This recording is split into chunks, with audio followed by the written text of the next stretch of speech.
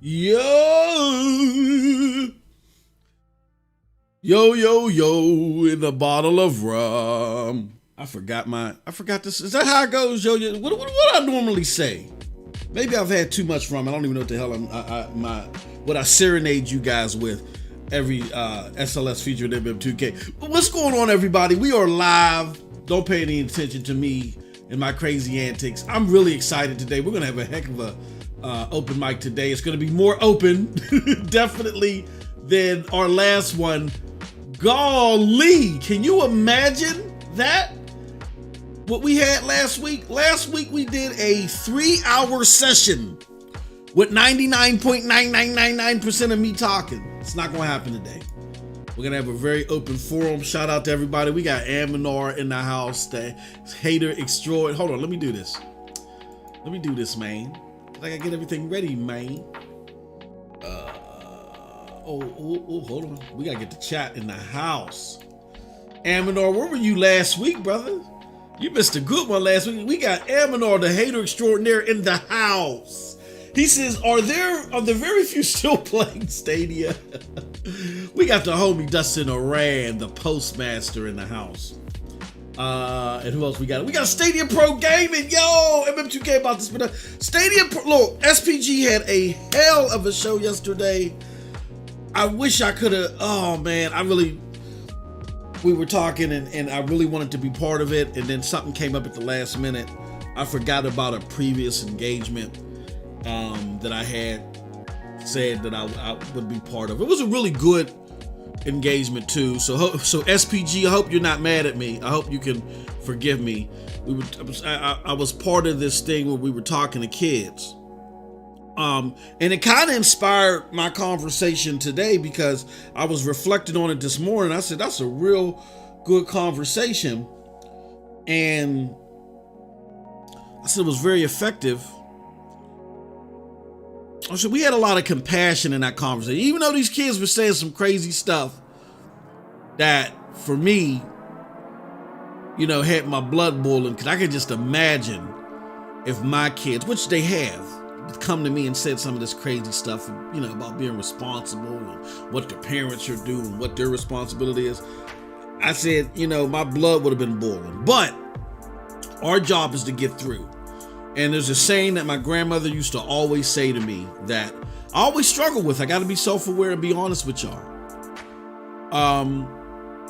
The saying goes, it's better to get bees with honey. I'd be like, Grandma, well, I wouldn't say it to her because she'd knock my lips off. Grandma, get that southern twang, swang crap out of here. An eye for an eye, but no, she's right. It's better to get bees with honey. If you're trying to reach someone's heart and soul, sometimes you got to do it with compassion. Now, there's just some instances, there's just some people that you're not going to get through to, but for the most part, when you're at like this paradox, and you're struggling with certain things as far as trying to get through to people, it never hurts to try compassion. So you're going to see me reflect on my compassionate side this conversation. But let me know if the audio levels are good and all that good stuff.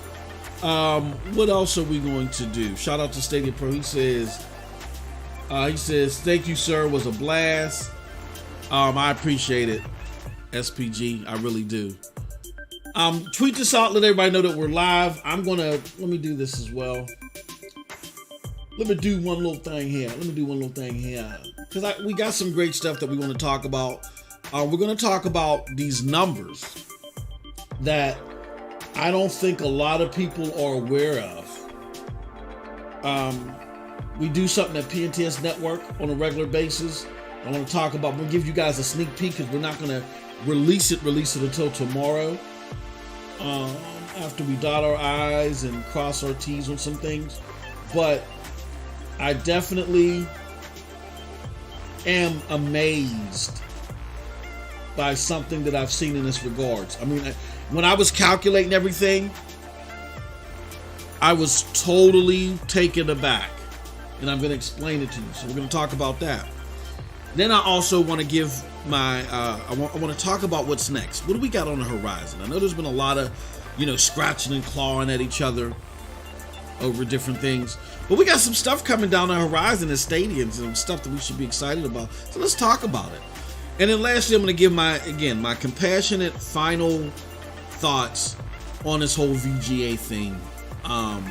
Because there's just too much going on, too much great stuff to be going on to be reflective on this, you know what I mean, for too long. So we're going to give our final thoughts on that. I want to reach out to some more people, let them know that we're live. Stadia, let's go here. Yeah, I think I tweeted it out. If y'all could do us a favor, tweet it out as well. Let everybody know that we're live. How have you been doing this weekend? Like, what have you guys been getting into this weekend? For me, I played some Halo Friday.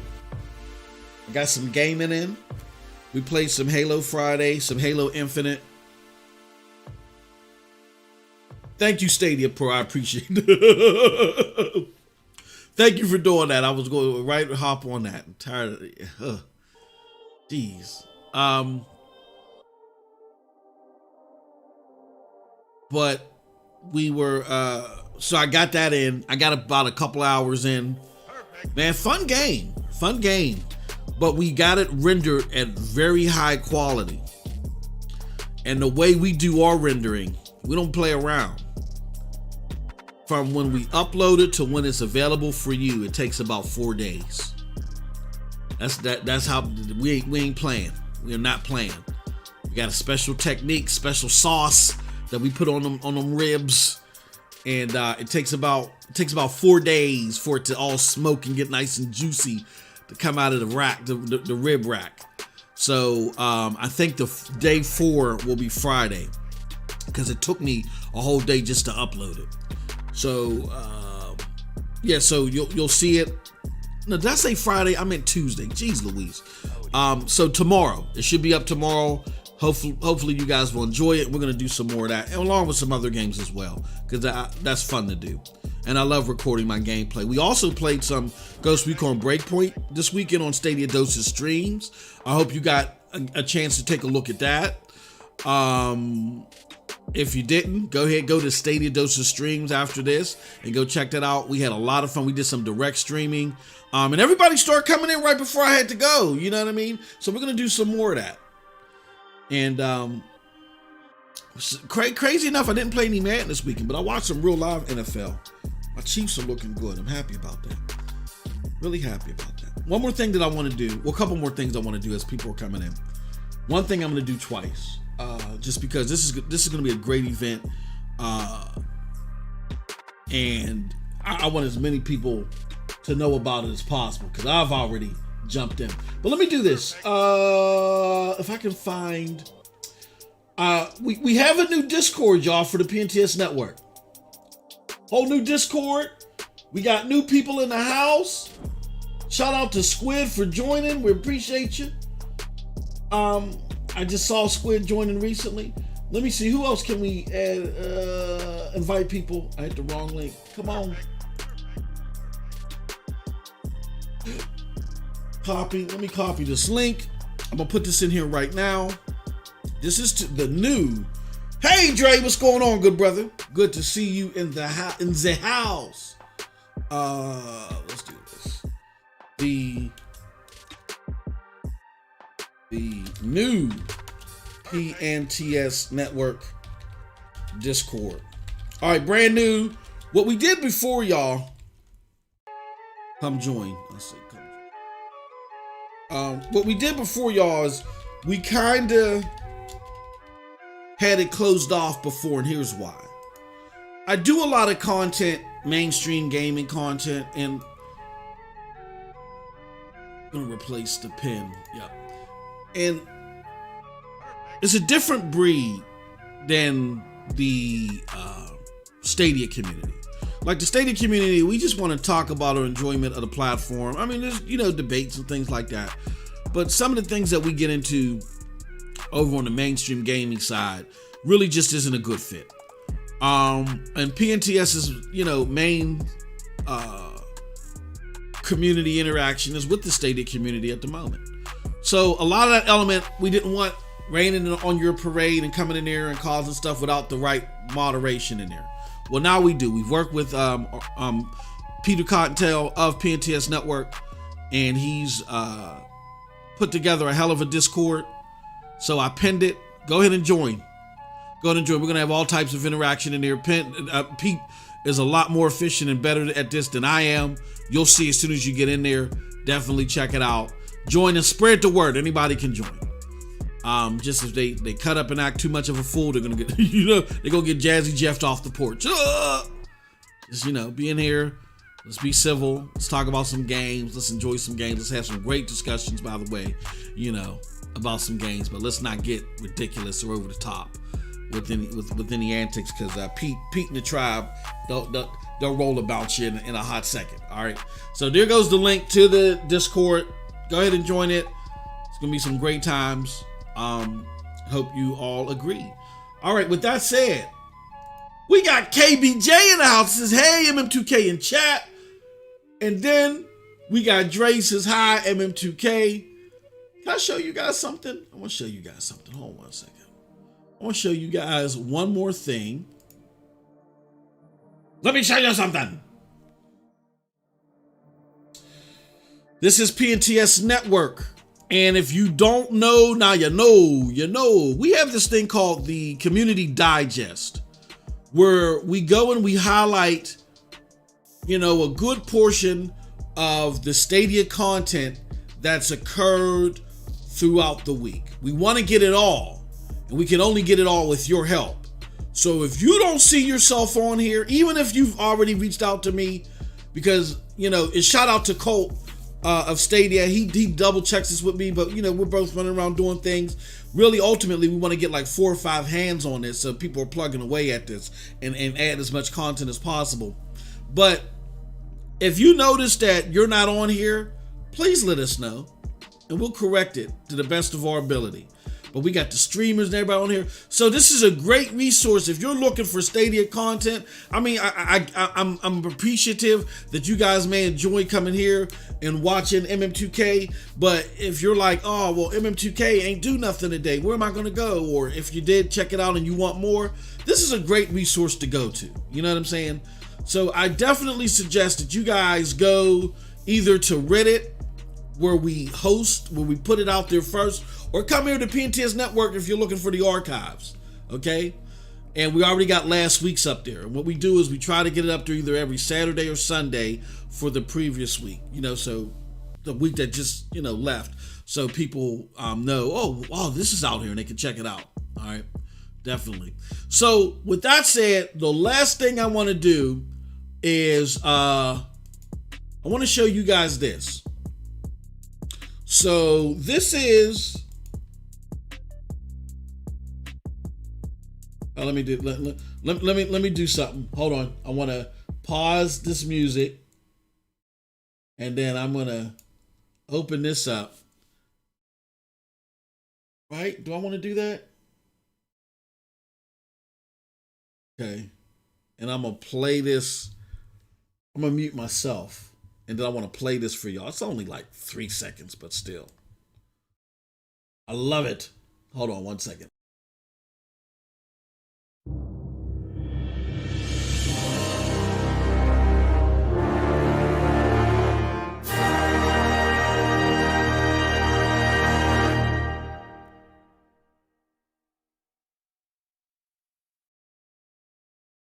I told you only 3 seconds. But that's the Stadia Awards opening cinematic. And we uploaded it to Stadia Dosage, so more to help raise awareness as well. This is a Stadia community event that's being hosted by Clive Alendon, the one and only, my spiritual advisor. Clive Alendon is hosting this, and what it is it's a representation of the collective communities selections on the best games here, the best games there, and all of this stuff. And I just want to give you guys a sneak peek at the form and how easy it is to participate. Let me just do something real quick. I want to retweet this out, let everybody know that we're live. If they don't know. Come on. Come on, come on, come on, come on. All right, open mic live. Now, let's do it. Bada boom, bada bing. Okay. And shout out to you, Jinx. He says, I could be anywhere on YouTube, but it's great to be here. Thank you so much. I'm going to show you how easy it is. You click this link here on the video. I'll put the video right here. Let's copy it. Video to Stadia Community Game Awards. Video to Stadia Community Game Awards. Let's do that. We got that there, right? Now, you click on that link and it's going to take you here. Now, here we're logged in under Summer Community Championships. But here I'm going to show you all of the categories and just give you a snippet of what you can go vote for and show you how easy it is. So Stadia Game of the Year. These are your options. It's the damn catalog that came out in 2021, right? Ongoing Stadia Game of the Year. So, you know, the games like Destiny 2, you know, and stuff like that are continuously have stuff added to them, right? Stadia Multiplayer Game of the Year. There's a list here. Stadia Indie Game of the Year. These are your options here. Stadia RPG of the Year. Look at that. Stadia Simulation Strategy Game of the Year. Stadia Racing Game of the Year. You got Family Game of the Year. Sports Game of the Year. Let's put the audio back. Sports Game of the Year. And then you got Action Adventure Game of the Year. Stadia Platformer. Stadia Pro Game of the Year. A lot of neat selections, but once you make your selections and you hit submit, that's it. That's all you got to do. And your voice, and then once you hit submit, your voice will be heard and counted. And as you can see in the video, it's New Year's Eve 2020 coming New Year's Eve 2021. All right, can't beat that with a stick. So go ahead and vote. I've already voted. We appreciate all of y'all for voting. Let me see here. Got to. Let's hide you. These damn bots. So go ahead and vote. Put your votes in. Man, we are definitely going to have a great time with this one. This is going to be great. Some more stuff is coming up. I can't say anything else, but it's hosted by Clive. So give a big shout out to Clive for this. We're going to, the community is going to be reached out to participate in some shape, form, or fashion. So you'll see me bugging you guys on this stuff. So a great event. And again, it's focused around you and your choices around this wonderful platform. We got some more people up in here. We're about to get started. We got the Sneaky Race Sherrod with the eyeballs. And we got, and your mama knows. He says, what's up, people? What's up, people? What's up, people? And Aminar, the Stadia lover extraordinary, he says, does Stadia even have all those types of games? Yes, it does, my friend. Yes, it does. Aminar. All right. All right, let's get down to the damn show. So here's what we're going to talk about today, y'all. Oh, well, first and foremost, let me show off a little bit. I like to show off. Welcome to SLS featuring MM2K. I am your host, that guy, MM2K. And we're going to be talking about a few things today. Topic number one, I do want to talk about my final thoughts on the VGAs. We're going to get that out of the way. I get it. Like I said, it's going to be a little bit more compassionate than before, but driving home that same central force, but hopefully like sharing some information with you guys that I think will make it more clear, and then we're moving on. But more importantly, we got some new Stadia data. Whoa, my God. It really like blew me back as we're counting this, and everybody that's here or watching this is going to get a sneak peek at this because we're going to put it out there tomorrow. And then lastly, we're just gonna ask, what's next? What's going on with Stadia? What's next to celebrate and be happy about, y'all? But first and foremost, let's start with topic number one, which is my final thoughts on the VGAs. Okay. So, I've been made abreast of some conversations that have been going around in regards to the VGAs, right? And like I said, we're turning a new leaf, definitely going into 2022. It's not about that. It never was about that combative stuff, but we've always said, look, to shine light on the truth, we'll bulldoze through what we got to bulldoze through. But it's bigger than that. You're going to have a sector of the community or sector of gamers that are going to feel a certain way no matter what they say. And, you know, even though a concern of mine, which I got to be very self-aware, a lot of these situations I get myself into is because I have a serious issue with people being misinformed and people being bullied.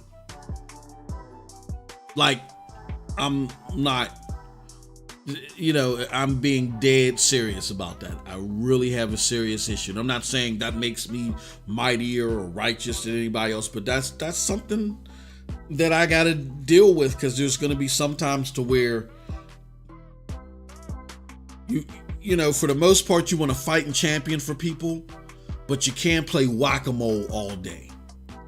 And sometimes by you playing whack-a-mole and hitting certain things, you bring attention to things, even though they're false, you bring attention to things that nobody would have even saw anyway. Because they're going to look and say, what the hell are you swinging with so much ferocity at anyway? And here you did the antithesis of what you were aiming to do, which was keep people away from false information. Here you brought them to it, right? So definitely, we're not doing the names. We're not calling, you know what I'm saying? Because it's never about the person. It's about the idea.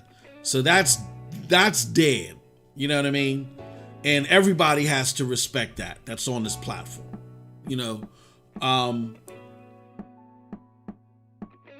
we've talked to people about that, and they've been respectful and mindful of that on this platform.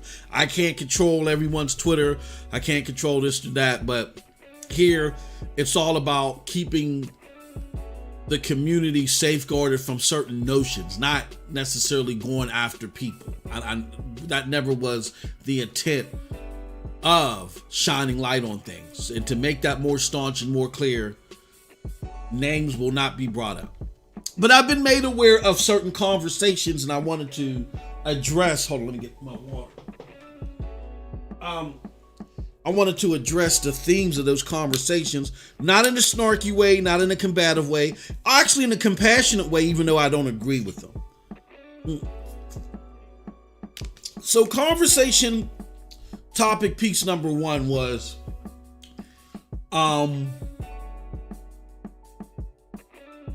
that those of us that have been arguing that the VGAs was overblown, that those of us that have been arguing that know better, and we're trying to damage control for Stadia, and that's why we're fighting it so vigorously. And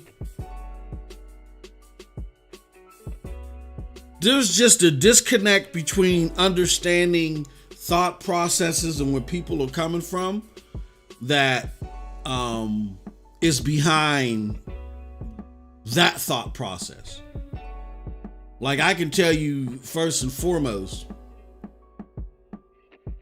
the VGAs for a cloud gaming platform, just from all of the facts that I see, or any mainstream platform, just is not important. I mean, I'm not going to blame someone for trying if you're GFN or Luna or anybody else, but I can see why Stadia stays away from it. We talked about that for 3 hours. I'm not going to get into everything. It just makes sense for Stadia to go on the advertising track that they're on. And what is that? Working with their partners, putting out posts, putting out their own media stuff to where it can't be double or triple interpreted, and seeing the steady growth that Jack and I report on and we see on a regular basis.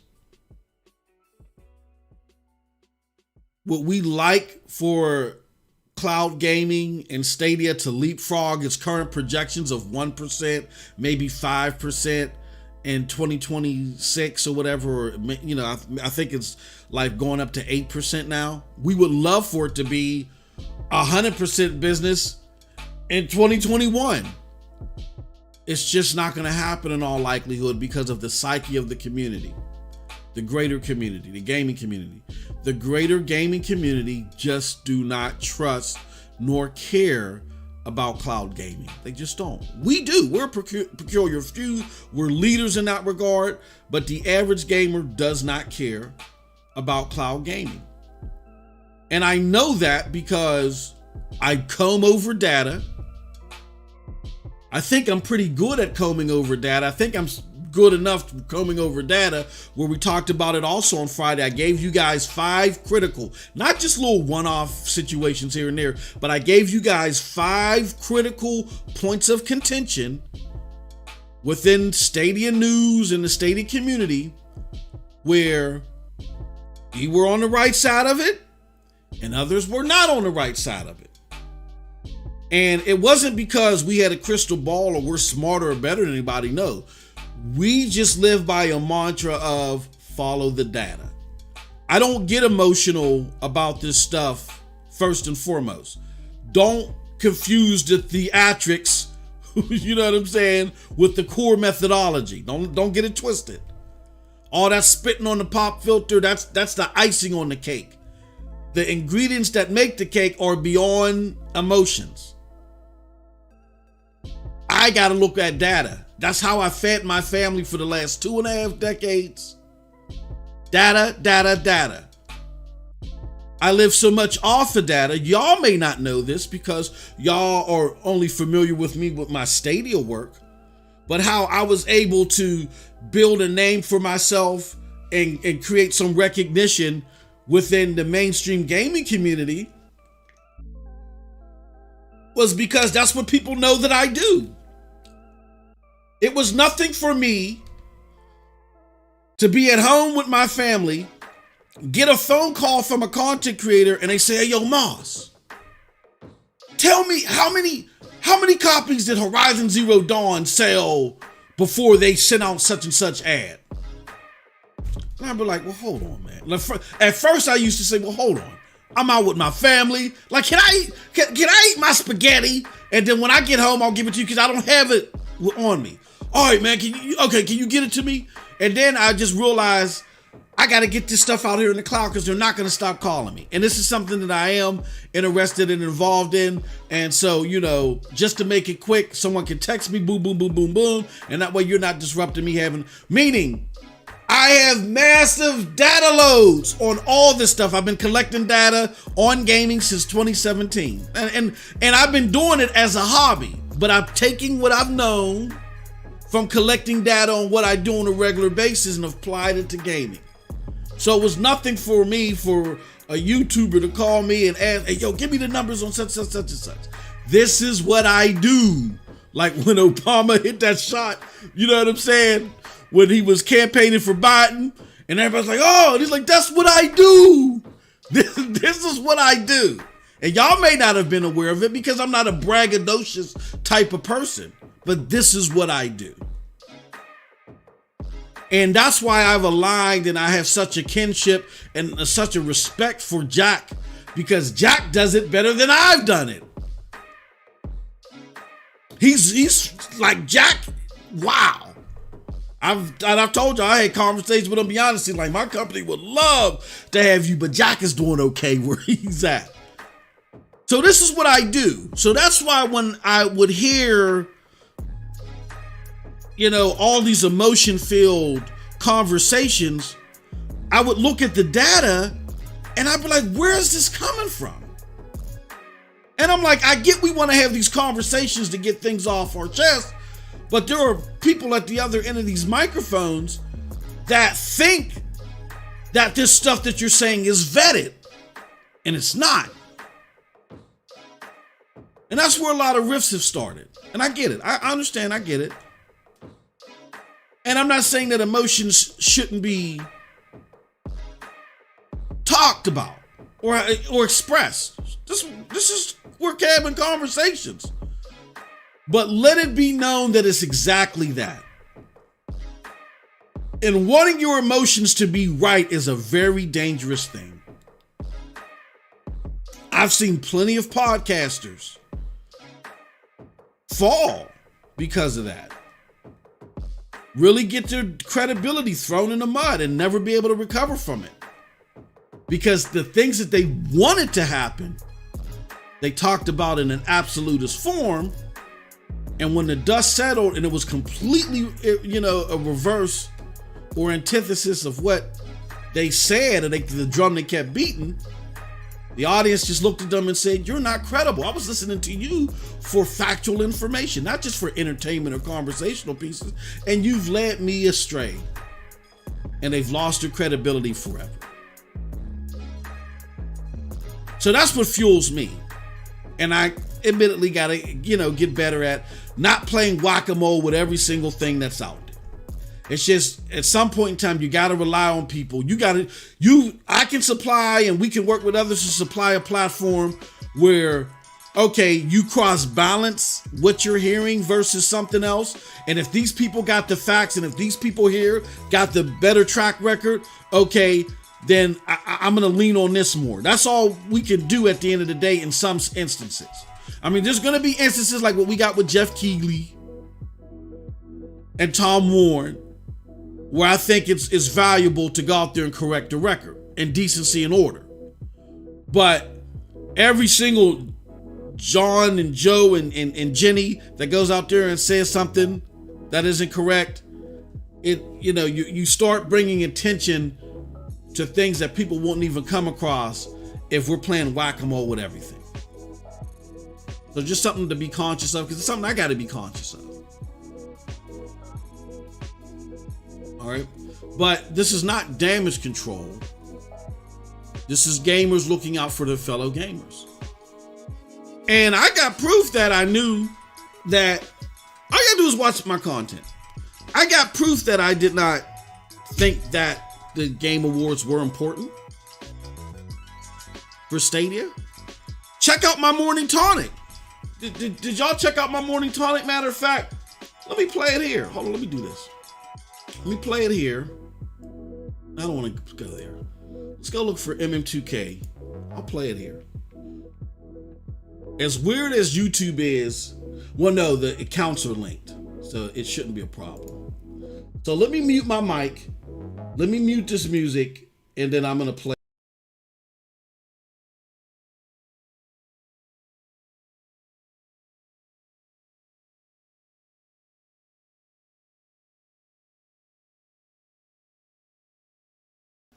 Whether it be news, community, or opinion. You see it on the screen. It's the Game Awards tonight, baby. That means a few things. First and foremost, just so people are aware, as a programming note, there will be no SSC podcast today or this week. There will be no commission podcast today or this week. Here's what we're going to do. Both are going to run next week. The SSC podcast, episode 82, Pacific. The commission will be running at 8 p.m. Eastern and 5 p.m.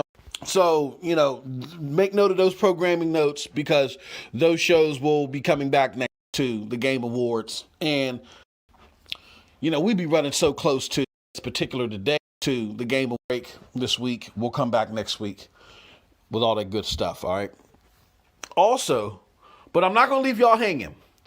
We're going to do a session today where I'm talking to you and it was a big day yesterday. You know what I mean? 9 to 5 with Herbert Young from Death Carnival. I mean, geez. You know what I'm saying?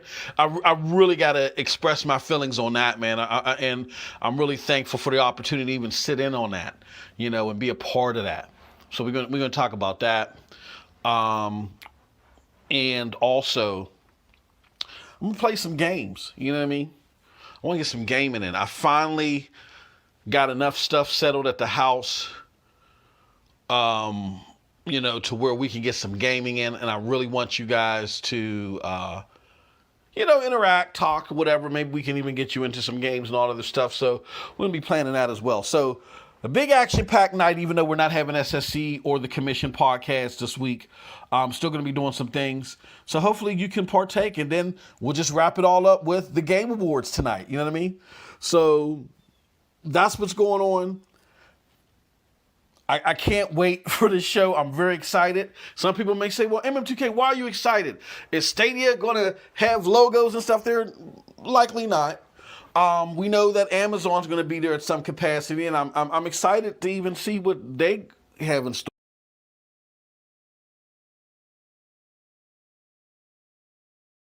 We know that Amazon's going to be there at some capacity, and I'm we're not having SSC or the Commission podcast this week.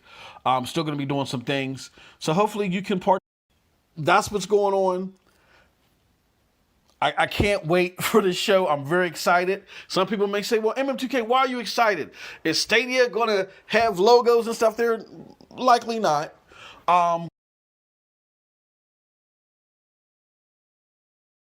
Excited. Is Stadia going to have logos and stuff there? Likely not. We know that Amazon's going to be there at some capacity, and I'm excited to even see what they have in store.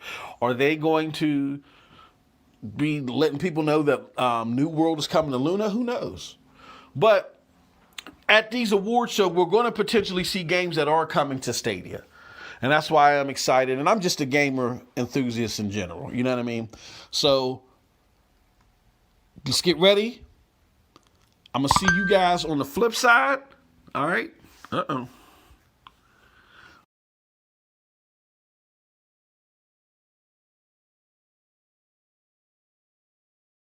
Oh, I turned my mic off. Did y'all hear that? Where I played it multiple times, where I said, let's do it one more time, y'all. Let's do it one more time.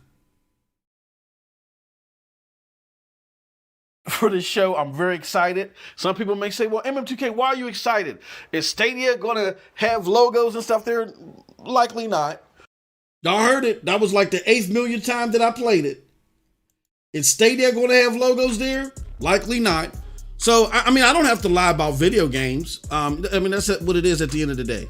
And I've been doing this for too long, where my track record and the things that I say versus the reality are important to me. They are, because, I'm up here trying to advocate for factual information. If I'm out here shooting from the hip without vetting my stuff, that completely goes against what I'm trying to do. So my credibility is important. I ain't gonna lie about it. It's important to me. So I wasn't expecting anything from the Game Awards. The biggest thing that I was expecting was Amazon. I thought Amazon was going to come out and have a stronger message. I thought they were going to say, you heard it in the message. I thought they were going to talk about either New World is coming or 4K was being brought out, or they were expanding to more territories. We got none of that. Got something that, they could have put in the blog post or whatever. They decided to go big time with it. Cool for them. And it's something that they could have done. We've already talked about for 3 hours long why Stadia couldn't do it. And why it would have been a good thing for them. They could have very easily put together an ad that had the 2 latest blogs in it, which features Dynasty Warriors 9 and an LGTV thing. They could have put together a powerful, The problem is by the time that finished airing, people would have went to bed and said, oh, that Stadia thing seems cool. Let me check it out more tomorrow.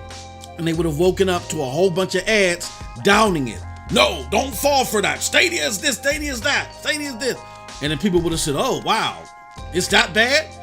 The journalists wouldn't write this unless it was true. You see what I'm saying? So Stadia realized that with the grassroots marketing, with them working with their partners to put stuff out, to put ads out is the best way to do it right now, until they do get something big, that even big enough to where the media can't rain on a parade.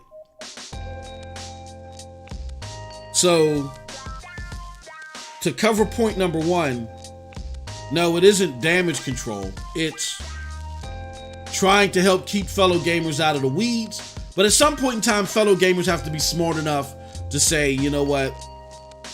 I see this track record from the wing where this is coming from. I can see the other track record from the opposite group. So if it's all about them, if you keep being brought in the weeds, it's because you want to go in the weeds. And I could be fighting to pull you away from it. That's where you want to go. That's where you're going to go. But also on the flip side of it, I get it from a lot of these people, not all, but a lot of them, and maybe even the majority of them, that do make these constant complaints about things that just are not within the Stadia game plan. What do I mean by that? Is you're still dealing with the group of gamers to where Jack Busher said they're going to look at this thing in first. They may get excited or whatever, and then they're like, this thing's for me.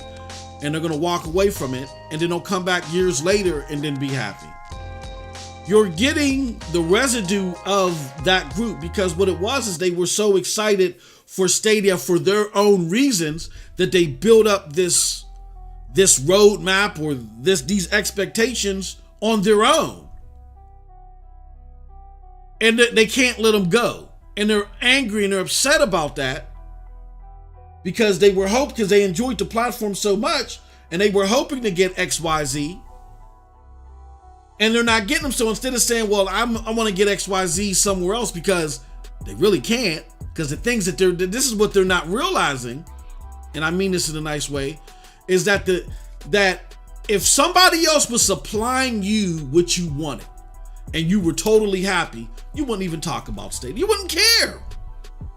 You wouldn't care. And I can relate, because what they're doing is what I used to do with Xbox. When I came up with Xbox, I thought everybody enjoyed Xbox the same reasons I did. I,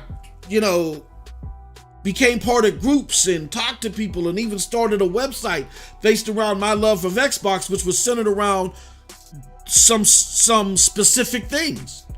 So when Xbox started doing things and started focusing on things not specifically to those things that brought me to the platform, I was expecting a large mass exodus along with myself, but Xbox had transformed its consumer base into something completely different from what it was when I was there. So of course I'm beating the drum, yo, please Xbox community, this, that, and the other. And they're telling me, no, we're not upset. If you're upset, sorry for you, goodbye. Stop peeing in our cornflakes. That's what they told me. So I said, and I was still angry about it. And you know what helped me get over my anger? Finding something that did give me what I was looking for, which was Stadia.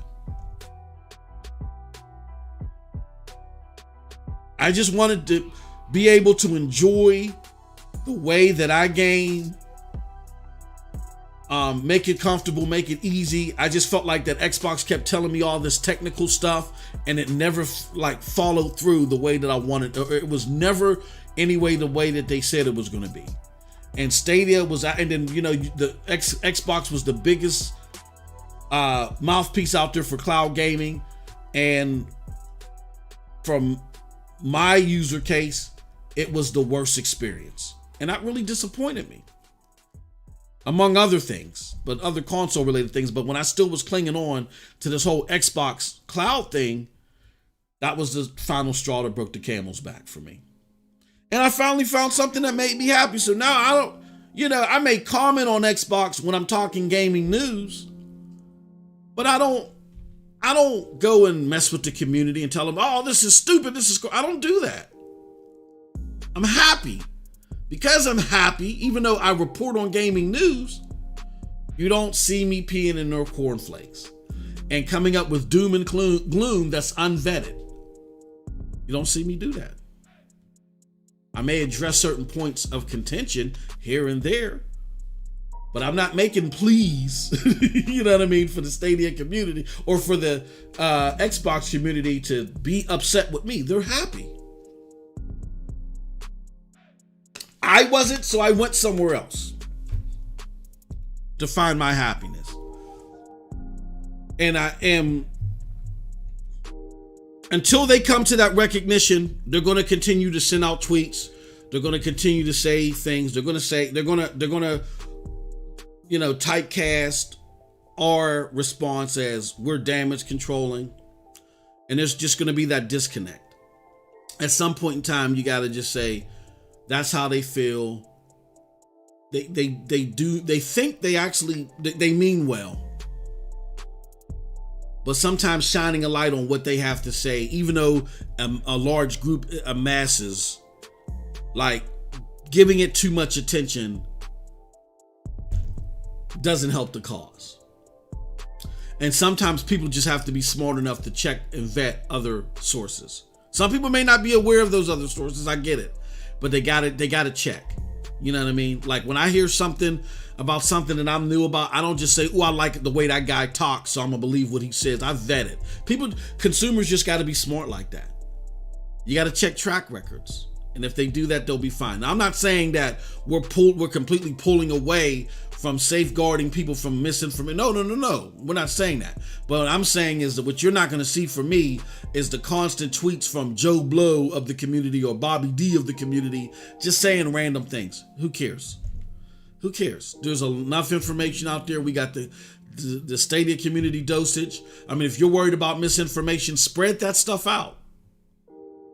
When you see it hit Reddit, when you see that thing hit Reddit, and it's not because of the work that we're doing. I mean, we'd appreciate it, but we just happened to create the tool that we knew that the community needed. But when you see that thing out there, you should be spreading it like wildfire. And if you're truly upset about misinformation, but yet you don't spread that information, then it kind of makes you being upset kind of hollow. Like they're just doing what their heart contends them to do. They're fighting their cause, and that's fine. Fight your cause. If your cause is fact-based information, you should be spreading it like wildfire. And when you don't, you can't get mad at them. They're fighting their cause. That's the one thing about this community that does grind my gears. That we complain about facts being misrepresented, but we don't do enough to combat it.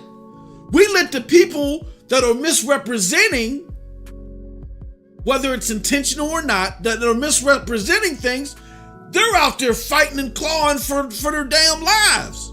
You got to be out there with them. And when I say out there with them, I don't mean combating them, but putting out the real information. So when we see something like, oh man, I missed when the old unofficial communities thing was out there. Man, it's a shame we don't do stuff like that. And then, so we go and create and get people to review it, and I see only 10 upvotes on it. You're not doing your job. And you can't be mad at them for fighting their cause. Shut up, Amador. I can't stand this guy. Oh my God, I can't stand him. What he said? He said, my heart tells me that Stadia is dead. But y'all, this is what do y'all understand what I'm saying? I mean, I hate to be like this. But when we said, oh man, this sucks, that they're misrepresenting stuff. I don't see y'all. Y'all are so quick to go out there and respond to a tweet, but not put the right information out there. Like we got all these tool sets at our disposal. Y'all ain't putting it out there. I've never seen anything like it. That's one thing that this community has to get over. Stop being reactive. Start being proactive. That's the biggest problem, is that you wait until somebody says something that isn't true before you react. No, before the false information comes out there, start hitting the pavement with the facts. And don't just like it, retweet it. Put it out there. Let it be known. Don't just sit in the cut in the bushes like the Kim Kardashian meme waiting for negative stuff to come out there. Be proactive with positive stuff. That's my message of the day. So I'm compassionate to them. I don't agree with the stuff, but I'm compassionate to it because I used to be in that same seat when it came to Xbox, and I had to learn better. And they'll eventually learn better. That's up to them. But you got to do, if you know the truth and you are a steward of the truth and you got access to the truth, put it out there. Put it out there before anything negative even comes. We got to get better at that. We're not good enough at that. Period. That being said, the second part I want to address real quick. I'm gonna make this real quick because how long we've been? I've been on for almost an hour, and we're gonna put an end to this real quick. Okay, so here's the thing that I want to focus on. Is that this is not number one. This is not about damage control. Now let me flip the scene. Let's get to some gameplay. This is not about damage control, and in addition.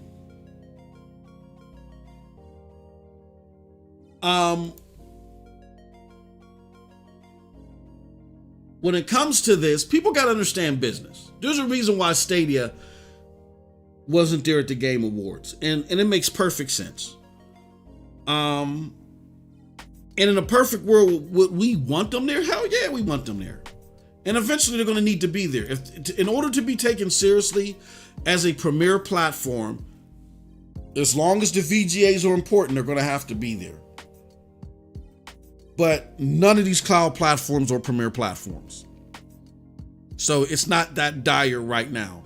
Does it help? Yes, it helps GFN, it helps Luna, it helps xCloud because their risk appetite or the risk that is involved isn't as big as it is for Stadia. I gave you an example. Stadia puts together a hell of an ad. We all go to sleep. We get up in the morning. The media has twisted this thing 90 ways over. As you notice, nobody said, oh man, Amazon ain't even mentioned a 4K upgrade. They didn't expand anywhere, and all they gave us was 4 old games. That was it. They paid all that money for that. GFN just showed up on a couple of logos. I mean, yeah, one new game, but I ain't heard nothing from them. What's up with you? You don't hear that from them about those services. Because when it comes to Stadia, everything has to be a silver bullet to put them on the trajectory of a PlayStation 5 or an Xbox Series X. So if they don't have an announcement that's at that level, the media is going to eat them up. They're not going to eat up GFN and they're not going to eat up Amazon. Now, we can argue back and forth why that's the case, but that is the case. And so what Stadia has to say is they got to say, look, we still got to get the word out, but we can't get it out through these channels. And I get that we want more gamers on this platform, but we're going to have to take the slow and steady pace because that avenue is just cut off for us at the moment. I've already been over that for 3 hours. But I'm going to put it to you guys like this. Let me give you an example. And I had to bring this up in my conversation with the kids last night. And I said, damn, I wish I would have brought this up on Friday. So I can't tell y'all where I work. I know it's not convenient. I can't tell y'all where I work. But what I can say is that, I got to be careful how I say this.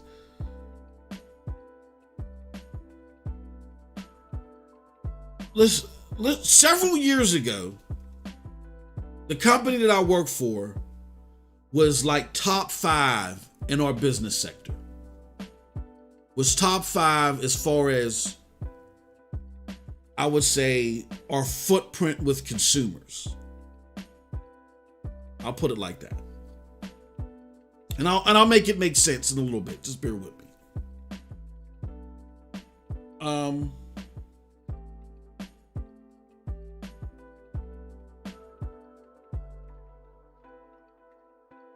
No, come on. I don't want.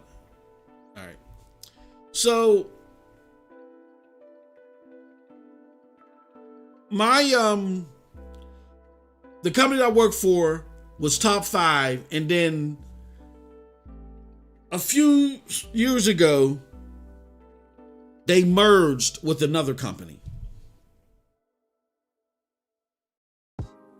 And that company was within the top 3. So when we merged, we then became the number 1 company in our business sector on the globe. The number 1 company in our business sector on the globe with a footprint with our consumers, meaning we had access to consumers within our business sector, right? Number 1 company. However, one thing that we used to do that we didn't do is we used to advertise on a regular basis. So we were top 5. And even though we were top 5, yeah, we were like number 4, I think. And then I think this other company was like number 2 or number 3 before when we merged. I can't remember. So now we're number 1. However, even though we're number 1 as far as potential outreach, we're only number 3 as far as revenue is concerned. See, we were 5th in outreach and 4th in revenue. And so you're telling me we would go through this merger with this larger company, and now we only go up 1 notch? Like something's wrong. So a lot of us, we were like, yo, what's going on? And that's why I got on Tom Warren, because Tom Warren is, I hate to be mean, but the truth is Tom Warren is too ignorant to business interaction. And for him to cover a company like Microsoft, like I get he covers the output, but he has to get a better global acumen to how business works. It's really below average. When he went out there and said that thing, oh, y'all are worried about the Microsoft stock price. We're really talking about something that just only affects suits, like I'm paraphrasing. But when we only became number 3 in revenue, even though we had number 1 as far as a global footprint, that dropped our stock price down. And when that dropped our stock price down, that affected our 401k, that affected bonuses, that affected people keeping their lights on and stuff like that, because that's how Fortune 500 companies compensate people. They don't just give you a paycheck. There's other compensation that's involved. What type of HMO you would get, what type of, you know what I'm saying? Or whatever type of medical plans you would get. All that's invested. So the stock price affects all that. So we were start losing everything down to our socks because we were getting killed on the market. So many of us, there was an uproar in the company. We felt like we were underperforming too much. And we're not on the senior board, but we're looking at the tangibles that we see in front of us. And even someone in my situation who managed managers at the time, I was sitting with, they call them fire chat meetings now. But I would sit there in these town hall meetings. Well, they weren't town hall. They were like little small intimate meetings where the senior board would sit with the VPs and so forth, about 4 or 5 of us at a time. And they would try to get a pulse for how we were feeling and what we were communicating to our employees through all this uproar. And we were upset. Like, we're like, screw the employees. You know what I mean? Like, X amount of percent of my compensation is based upon your stock. So while they still get a paycheck, you know, the stock might affect 10% of their compensation. It affects 30 to 40% of mine. Like, what are you guys doing to combat this? And I was one of them too that sat up there and said things to the effect of, why aren't we advertising anymore? Like a lot of us, the tangible thing was, where's the advertisement at? Like all we know is that when we were doing better and things were good and the stock was good and me and my friends could go to Lazarus and buy watches for lunch, buy gator shoes for lunch, and now we're struggling, you know what I'm saying? Feel like we can't rub two nickels together now. All I know and all others know is that when it was good, we saw commercials. Now that it's bad, we don't see commercials. What's going on? And they didn't budge for a very long time. And then finally, a commercial comes out. But the commercial is very vague. It's a picture of a guy. I can't say too much because, it's a picture of a guy sitting somewhere and it just mentions our company. It's like a 15-second ad and it goes off. Doesn't tell anybody anything, but they're like, okay, there goes your commercial. We're like, what? And you didn't see another one again. Come to find out, as management pieces started to evolve, that the reason why we couldn't do any commercials is because when we merged with that other company had so many lawsuits and so many governmental actions being involved that were hitting the airway, or that was starting to hit random reports. And while they were trying to play whack-a-mole the best way that they could, they just wanted to do regular, what we call RFPs, where we just meet out with clients secretly, underground. Well, not secretly, but interpersonal meetings. And they didn't want to put their name out there anywhere in the mainstream, because what the mainstream would have done is said, oh yeah, these guys that have this scandal, and these guys that have that scandal, and these guys that have that scandal. So they were trying to keep a low profile as much as they could to avoid any extra attention. So they can handle stuff behind the scenes and play whack-a-mole to these various reports that were coming out. And once they settled everything with every government entity that they had to get involved with, every lawsuit or whatever, guess what came back? The commercials. And then business, semi went back to normal. It was never the same, but people started getting loose around the collar again, and people stopped sweating as much as they did. 401k started, going up instead of down, going underwater and stuff. So the point I'm trying to make is not to say that Stadia's got major lawsuits. I mean, I know there's that class action laws, but no. But what's happened with Stadia is they tried to make an appeal. Not their main appeal, but they tried to make an appeal to mainstream gamers. And it got interpreted a certain way.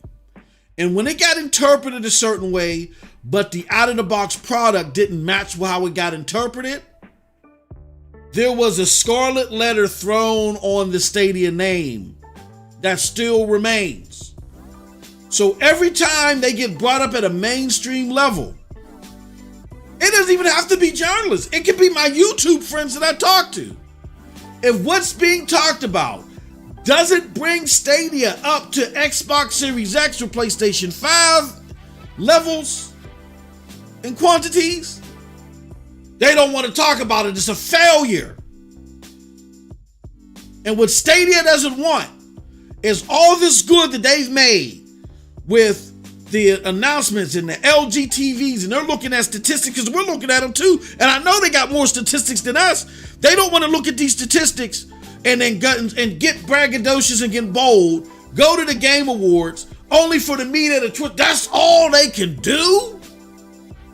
Is bring out Dynasty Warriors 9 and be on some TV? You know there's going to be a whole bunch of lag because they don't report on Stadia the same way they do Amazon and GFN.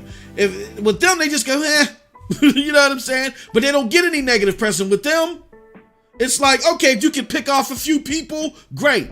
But here's the thing, the luxury that Stadia has right now is that with all this negative press, with this scarlet letter that the media wants to keep embroidered on them, the overwhelming majority of gamers don't know about Stadia.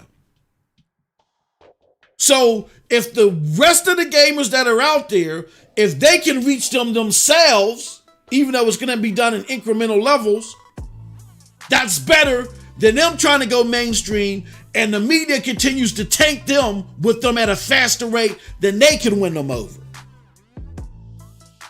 See, every business cannot follow the same thing. These people don't get paid millions of dollars to be carbon copies of somebody else. If that was the case, then you and I could go in there and be a high-level exec at these companies. If it was that simple, just doing what they're doing across the street. Now, don't get me wrong, a lot of things are duplicated, but you got to have a savviness and a sense of mind to understand what your product is and what your risk appetite is to be able to navigate through these waters. I can't do what Amazon does if it gets approached differently. And if I do that, guess what happens? I'm gone. It's not as simple as that. And I get it. I fell victim to that. Because when I went to my company and said, where are the commercials? That's the only tangible thing that I knew. But I didn't know everything. And you gotta know what you don't know. And the only way you know what you don't know is by having a better business acumen. How do you do that? Read business books. Read gaming business books. Where is your copy of Blood, Sweat, and Pixels? Do you have it? If not, then you have no business talking about gaming business, period. I'm sorry. Now, this is where I can't be compassionate. Say what you will about Jason Schreier. He's not my favorite person. But Jason Schreier, for those of you that are not acclimated to business actions and what happens on the gaming side of those business actions, did the best job than anybody I've seen to date in making you understand the decisions that are made behind the scenes and why, and what effects come about because of them.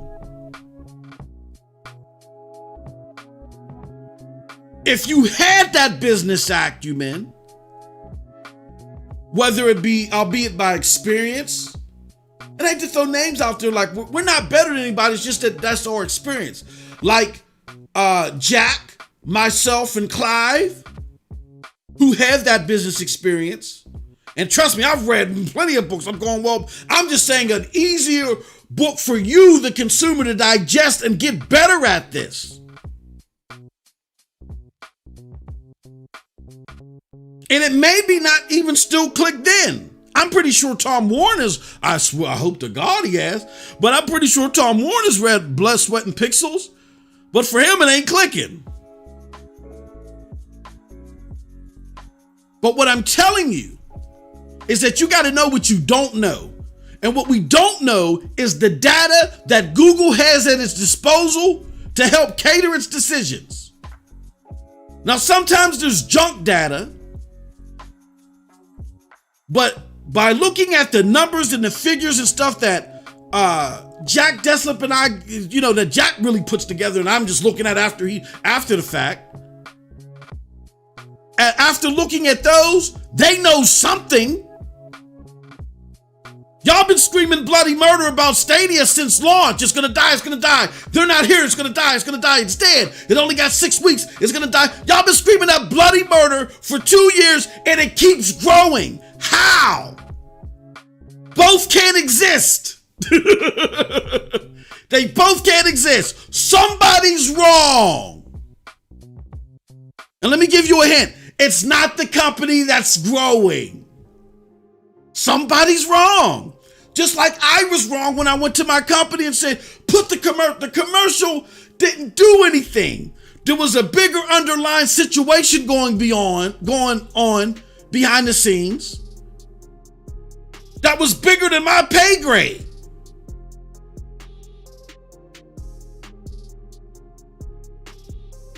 And what we don't know is the data that they have in front of them. And apparently that data is telling them not yet. And we don't even need that data. Look at what you've seen on Twitter from Jeff Keighley. That tweet, shame on you, Stadia. Amazon has the best click to play. That's baloney. Nothing against Amazon. I've got the highest regard for Amazon long term. Y'all hear me say it all the time. But that's baloney. He got the cash to check. That's what that was. And he was letting Amazon know, thank you. You got entities out here running out here trying to make the LG deal look bad. They can't operate through the mainstream media. And as much as we would love for them to do that, as much as we know it would catapult some things, if it was handled properly, it just isn't. They have that scarlet letter on them when it comes to the media, unfortunately, and they got to navigate different waters. It's as simple as that. But a lot of us that are in our fields, that are in our emotions, and I understand that we feel like we're doing it for a good cause. And I know a lot of you are doing it for a good cause. It still doesn't negate the disconnect that you have to business. And that also burns me up. Because when you don't understand what's going on, what do you know to fight? You're just swinging in the air. You don't know what to combat. And then these companies get away with stuff because you don't know how things work.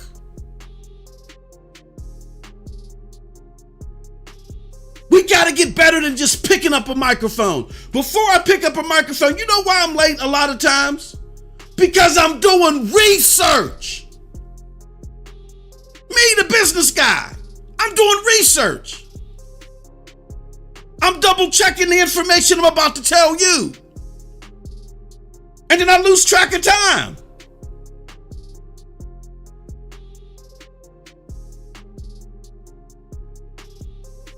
It's great that we got the gift of gab. It's great that we want to talk to people.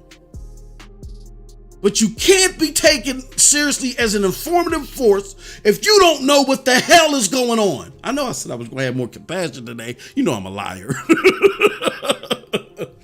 But I'm serious about that.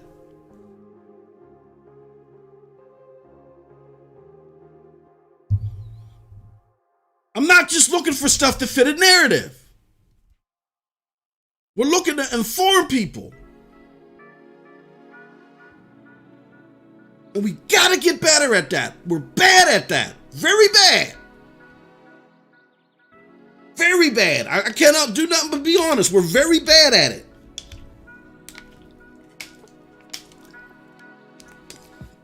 You got to know what you don't know. And what we don't know is we don't have the figures that Google has. Now, I get this doesn't make sense to me. From all that I know, you want to advertise under any circumstances. I don't know. I'm bewildered. Hopefully Stadia can help us out. I can get that. But, if you don't go to the video game awards, you're going to fail. But the data is showing that they're not. Come on, people. So again, I get it. I get the passion behind it. I get the well-beingness behind it. But we just got to better understand business. We don't. And business at that scale. I'm not talking about, again, I'm not trying to be mean, because I got a couple of small businesses that I run right now. I'm not talking about if you sell hot dogs or you knit socks. I'm talking about business at a global perspective, global acumen. Look it up, global acumen, GLOBALACUMEN. Look it up, global acumen. You got to get a good business global acumen on how things work at that level. And it's not that difficult. There's just some fancy words in between it here and there. But again, I'm telling you, and a book that'll help close that gap and at least give you a good start is Blood, Sweat, and Pixels.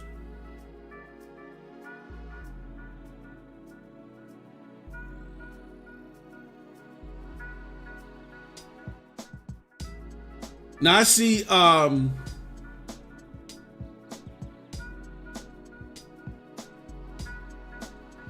Shout out to Happy Cloud Gamer. He says he's always jolly in his rebuttal, and I have that much respect for it. He said all opinions count. Yeah, all opinions count, but all opinions aren't factual.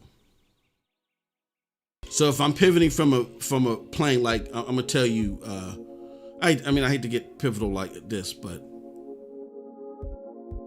if I say to you, I feel that the government is making it up and no one's died of COVID.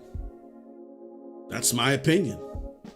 It matters because I do vote, and you got to be able to relate to people like me if at a certain consensus. But is it factual? No. So if we're a group that focus on facts, that opinion can't be regarded. Sorry. Yeah, all opinions count, but every opinion cannot be regarded by everybody. Like, I'm not Stadia. This is StadiaDosage. This is a YouTube channel that focuses on the facts that are happening. Yes, if you're a consumer of Stadia, your opinion matters. You got to go to Stadia, though. You know what I'm saying? Like, we serve a totally different purpose. I keep telling people, this is not a corporate channel. This is a community channel. And this is a community channel focused on facts. So if you're coming to us with a bunch of non-facts, it's not relevant here. Every opinion isn't relevant to everything.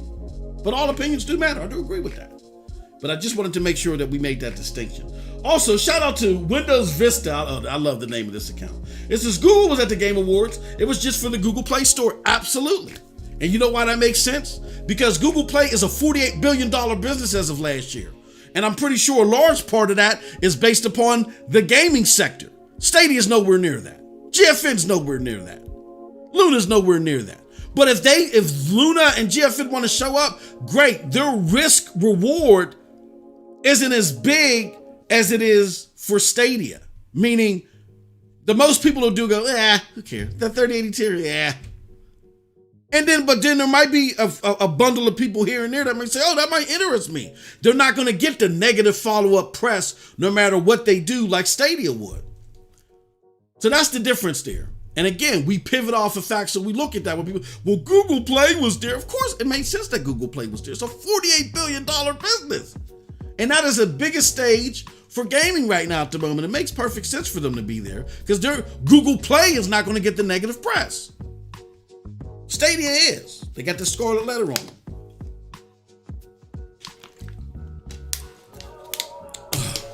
And hello to you, Happy Cloud Gamer. Like I said, I love HCD because his rebuttals I've never seen Happy Cloud Gamer put one nasty tweet out there. I've never seen it. And Happy Cloud Gamer, I want to say this. Even though me and you don't agree on a lot, it's not about that. As you can see, Aminar is here with his routine, which I love. But your respect, the respectful approach that you take,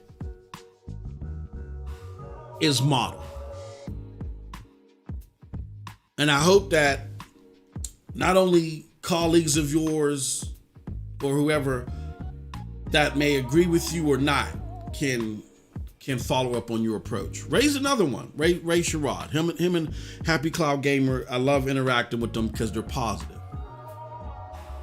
And they're not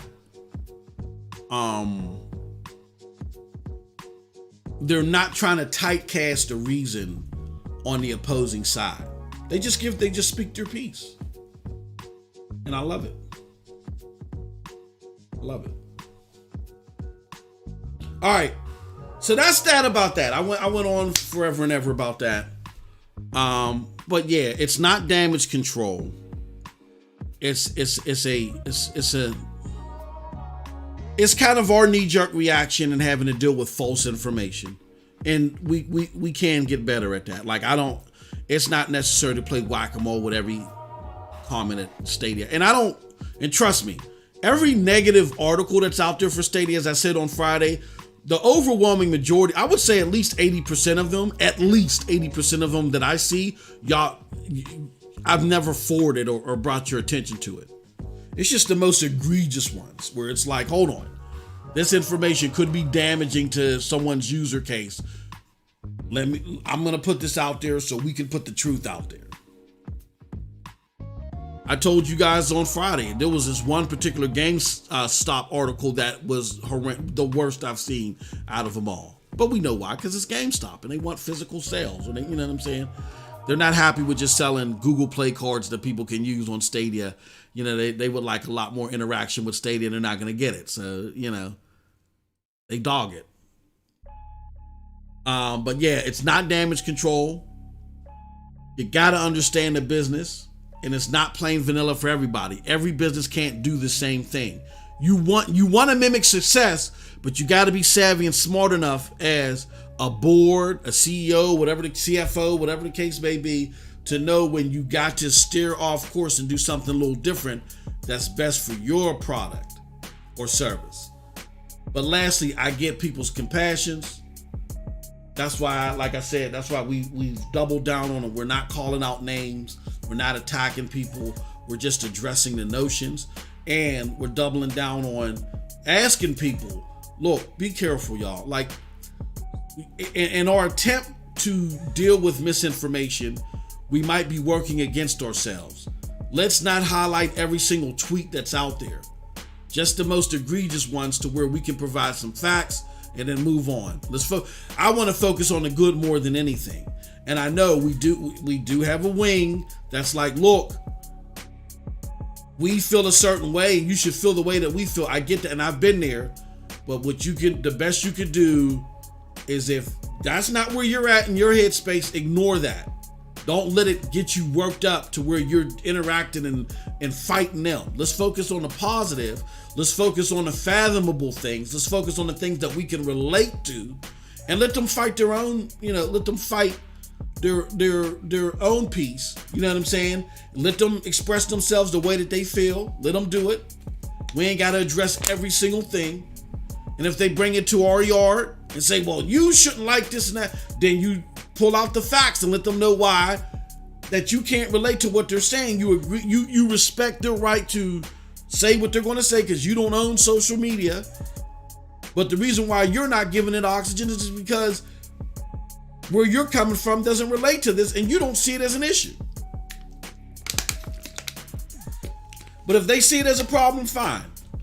And then there's just some people to where you're like, oh man, that person got led astray again. I learned with this last incident. When I had an interaction with somebody, and I'm looking at like, every time something goes down, oh, I hate Stadia. And then it dies down and it's like, Stadia's the greatest, it's the best. And it's back and forth. Some people want to be dragged out in the weeds. Let them. Let them. You can't fight the battle for everybody. Some people have to pick up the sword and the shield on their own, and you got to let them do it. So, with that being said, let's move on to some positive stuff, y'all. All right. So I'm going to give you guys a sneak peek to something. But before I do new Stadia data, let's go. This is supposed to be an open mic. You know what I mean? Let's go see what the chat got to say. Ron Slusher says GameStop sells games. Yeah, they're like, hey, screw it. Screw you, Stadia. Everybody, it's like everybody that talked to a GameStop, they have been trained to hate Stadia. Because they've been told, because look, they've been on the brink of bankruptcy and all that stuff, and they've been told Stadia is what's going to kill GameStop. And I get it, but instead of creating an olive branch and saying, look, we got a way where we can service Stadia. Let me say something too. I want to say this too. Now I'll save that for another time. I'll say that. Happy Cloud Gamer says thanks. I have an opinion that I will stick with, and I got some heat for one opinion. I would like Stadia to rebrand Google Games Cloud, etc., whatever. And you're entitled. I've always said that you can't be wrong for your opinion. If that's how you feel, that's how you feel. It doesn't make your opinion factual, and it doesn't mean that everybody has to stop what they're doing to hear your opinion. Like I said, we're an entity that pivots off of facts. You know what I'm saying? When we'll have discussions, But if all an entity wants to do to bring to the table is just emotion and it drives us away from facts, then we might have to say, okay, we get where you're coming from, but we don't want to go too far, you know what I'm saying? Too far off the reservation right now. You know what I mean? Shout out to Chris Torres. He says, yo, listening. Ron Slusher says, I want some Long John Silver's chicken. Patrick in the house says, I don't get how Schreider thinks the 10 million for Resident. Hey, Patrick, I'm with you, brother.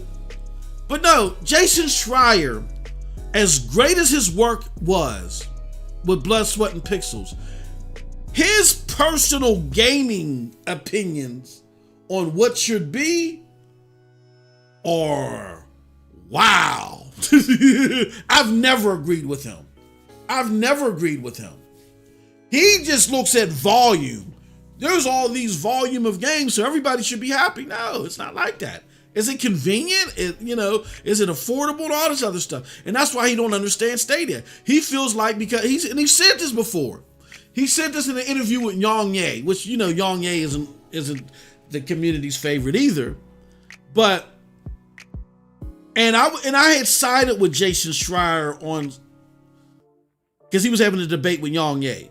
And I had sided with Jason's point of view before the debate, but by the time the debate ended, I was like, wow, this guy, and I know I'm supposed to be more compassionate, like, this guy is truly a jerk. Like, the way he thinks is, my opinion, this is what he thinks. My opinions are facts.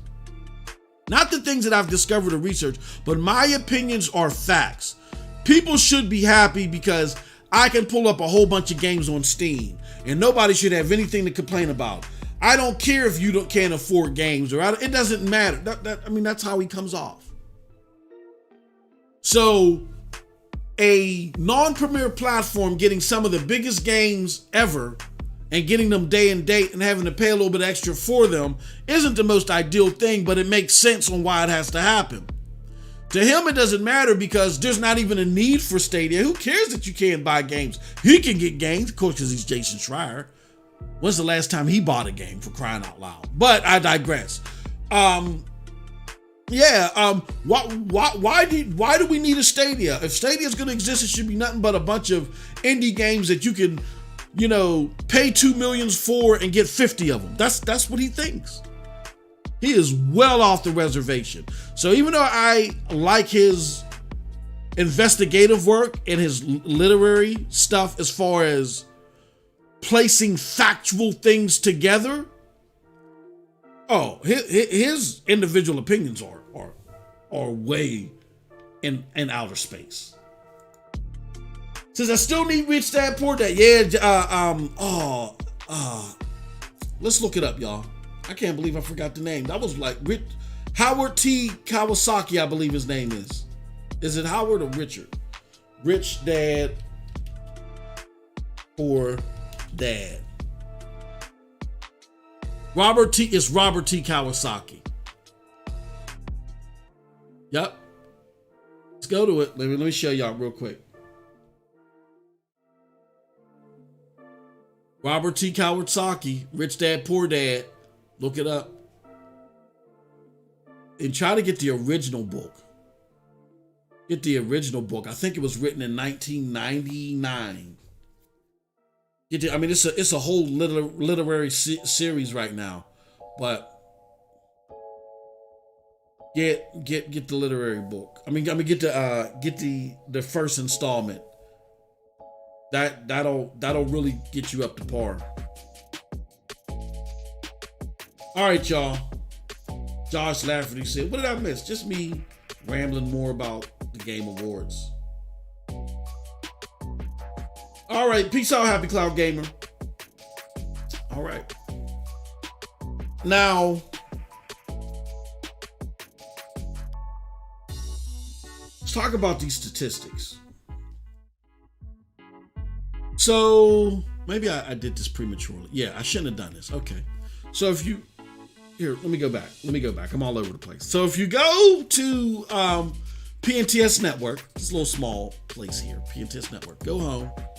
Is that my wife?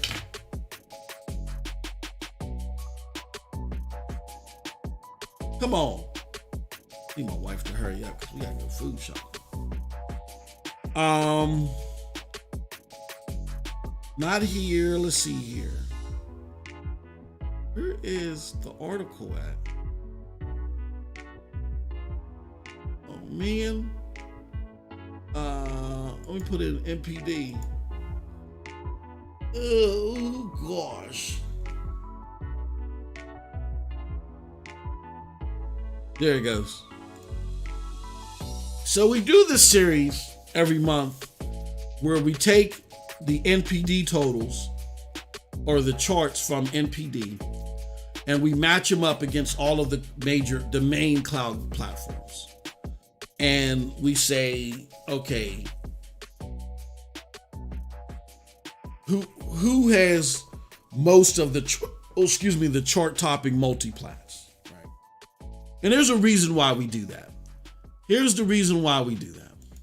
See this guy, Matt Piscatella, he's the guy that drops the monthly NPDs. Follow him. If you're into gaming and you don't follow Matt Piscatella, then again, we just, it's hard. It's going to be hard for us to have a conversation. It's going to be hard for us to have a conversation in a way where you can relate to anything that I'm saying. You should be following this guy. I'm pretty sure Phil Spencer follows him. Everybody, whenever their stuff charts on NPD, they talk about it.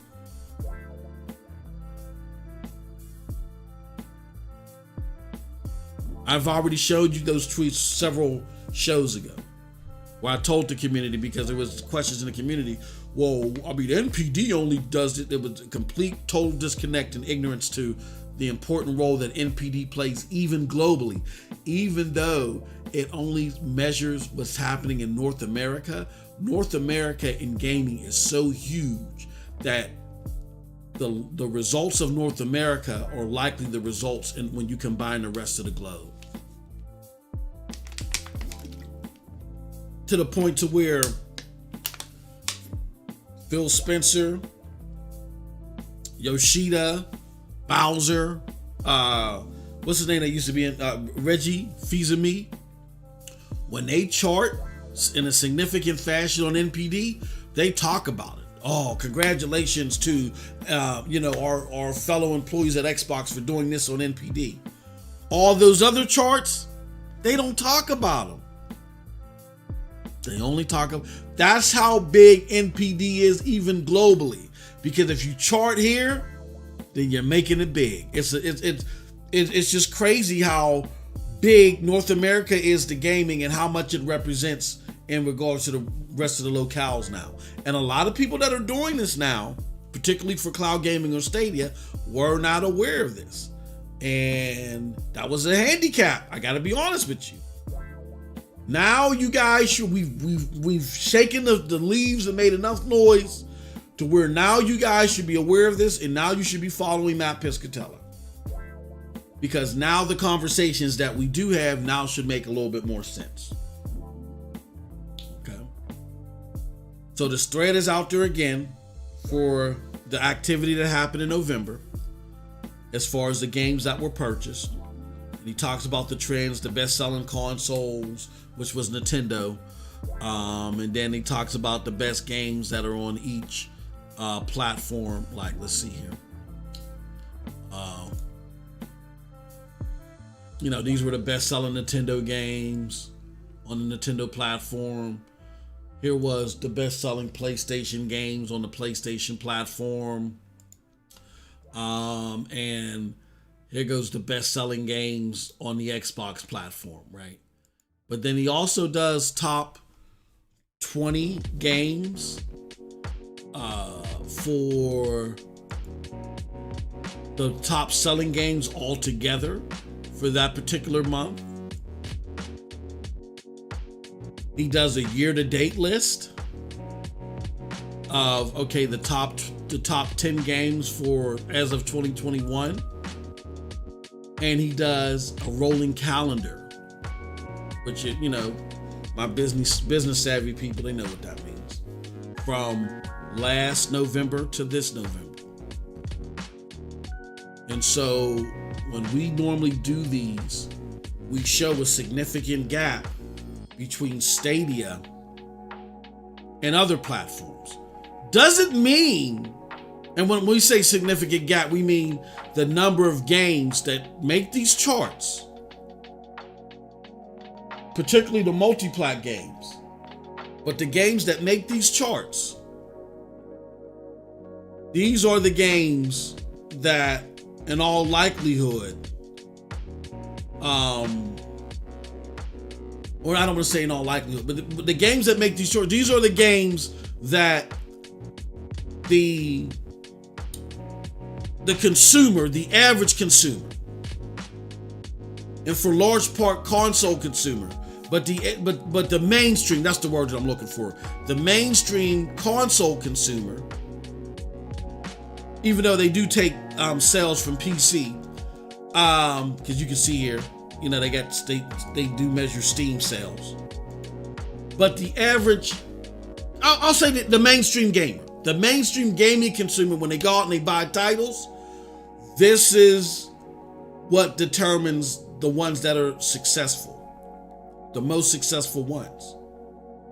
And Stadia, since we've been tracking this litmus, has had more of the most successful titles, that chart on NPD as far as sales, than their peers. Does it mean that Stadia for the average cloud gamer is the best platform? No. That's subjective.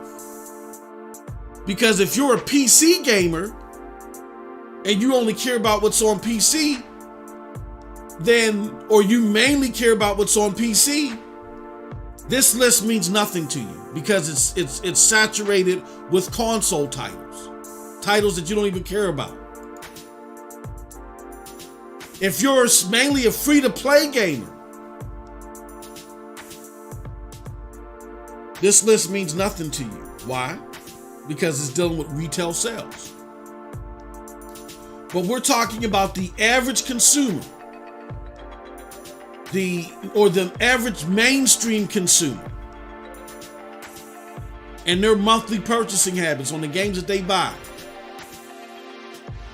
This tells you the most successful games out there. And the more of those games that you have, the better chance, or the better that your platform is doing for that core demographic. If that is your core demographic, the average mainstream gamer, then you're doing well with them. The more that you have. That's not the only claim to fame. You can be a PC conduit like GFN and it can be a claim to fame. You can have subscription services like Amazon and have a claim to fame. Everybody has their own individual lane. But for Stadia's lane, it was always reason, because they've said it, that we're looking for disenfranchised console gamers for the most part. And we're looking for tech enthusiasts. Those disenfranchised gamers, these are the games that they would play if they had access to them.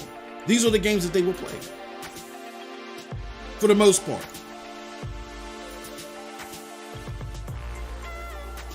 And it's important to have that, because the more of those games that you have, despite any exclusives that you have, the more of those games that you have, the more likely you're still going to see success and growth. Prime example, in 2018, when PlayStation had its biggest year ever, God of War, Spider-Man, and had some other odds and ends, second party games and stuff like that. And they made the most money that they've ever made in a 24-year history at that time. $16 billion off of PlayStation. Xbox wasn't too far behind them, even though they didn't have any critically acclaimed titles. You want to know why? Because they had these games. They had these chart-topping games. Any game that was a multi-plat, it was there, and it helped keep them afloat. And Xbox has a more leaner and meaner way of profiting. So even though they didn't have any bangers that they made themselves, except for maybe Minecraft at the time that charted, they had the majority. They had all of the multi-plat games. So did PlayStation, and they were able to make 10 billion to Sony's 16 billion. Even though at the time in 2018, I think that Nintendo dominated the charts with the most exclusives, they still made more money than Nintendo. I think Nintendo was at like 9 billion or 8 billion. I gotta check my spreadsheet. Go check it now. Let me check it now. Oh, let me flip it. I can't let y'all see all my data. I feel naked letting y'all see my data. Let me pull it up. All right. Oddly enough, I call it the console war guide. Let me pull it up. Oh, come on, man. Let me pull up the console war guide. Open. Here it goes. Console war guide. Oh no. Dollar amounts are completely different. Dollar amounts are in a completely different, what's it called? Yeah, and the crazy thing about this is, here's the crazy thing. In 2018, oh my God, this is crazy. In 2018, PlayStation 4 sold 18 million consoles. Between the Switch and the Wii U, Nintendo sold 43 million.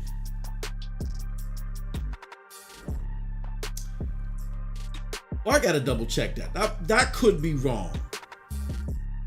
That could have been, hold on. Yeah, you know what? I'm sorry. That's wrong. That's wrong. No. I take that back. Nintendo sold, I want to say 16 million in 2018. Around 16 million in 2018. I was looking at my graph wrong.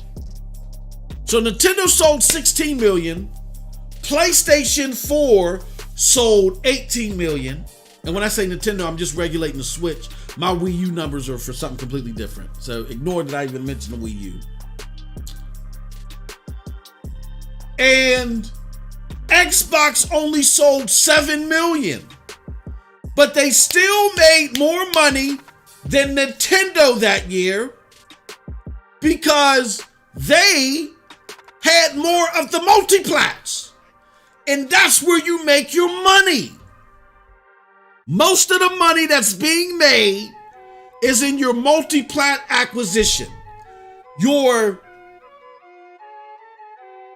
exclusives, they can do great like Nintendo's, but the main reason that you put your exclusives out there is to help people buy your console.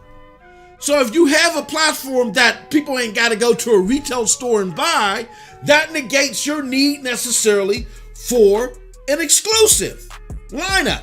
Even though Stadia still has some here and there, but its exclusive lineup is not helping sell Stadia. Even though they got some great exclusives, it's not helping sell Stadia. What people care about when they're playing Stadia for the most part is my Call of Duty going to be coming there? How's my Madden play there? How's my FIFA play there? When is NBA 22 coming back? You know what I'm saying? And because Xbox had more of those multiplats than Nintendo, they made more money than Nintendo in 2018.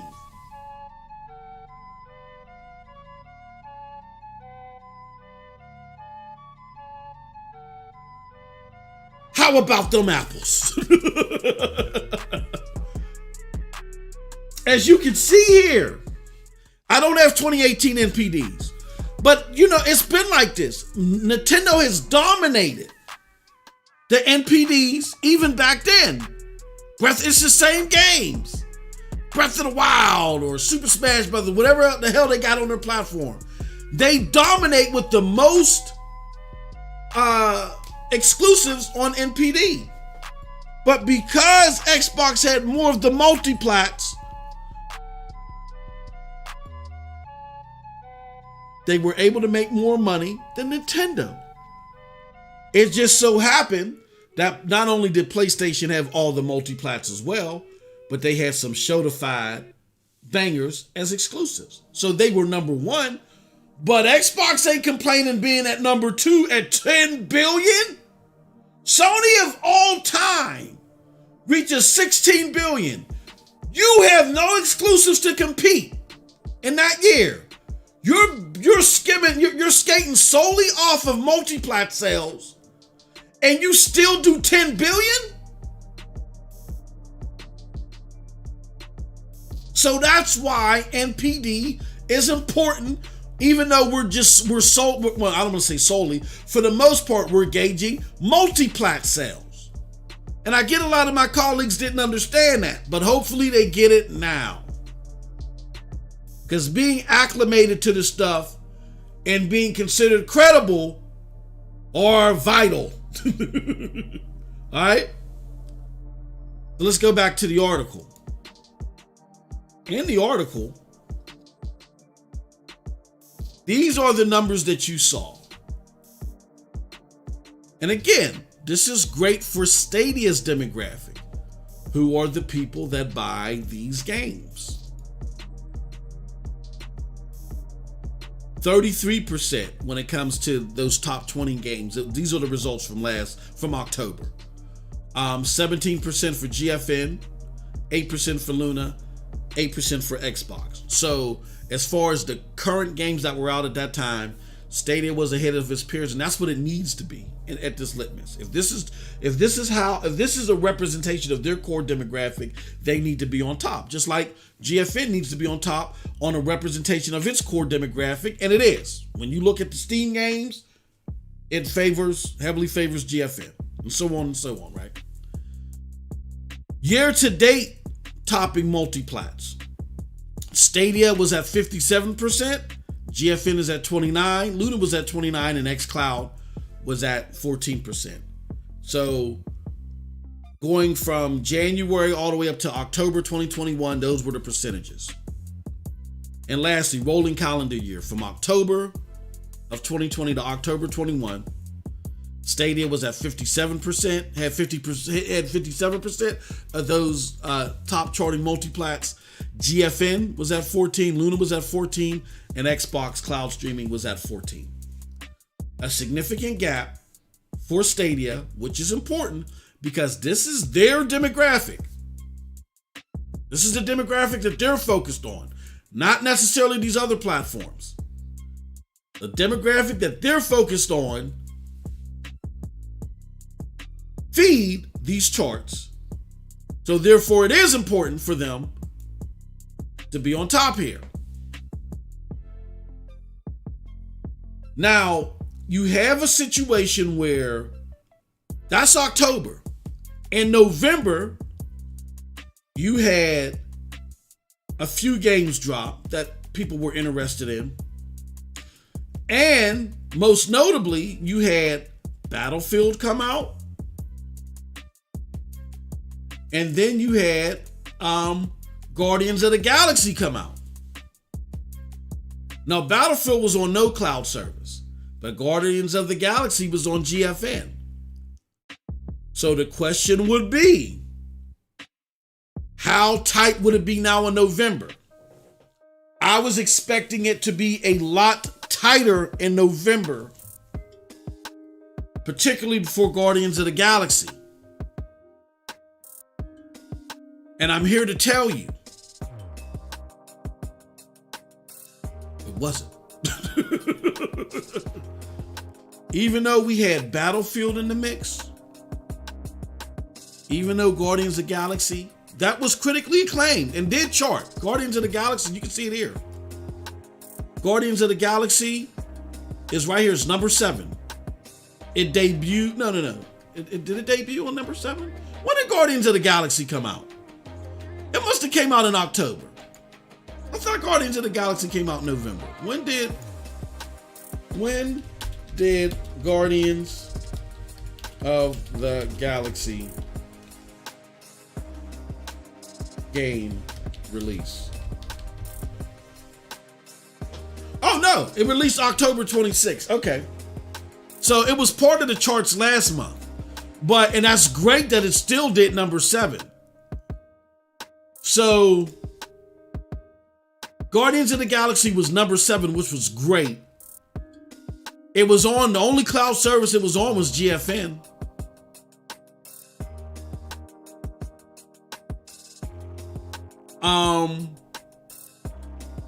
What else do we have here? Forza Horizon. Now this one was a little different.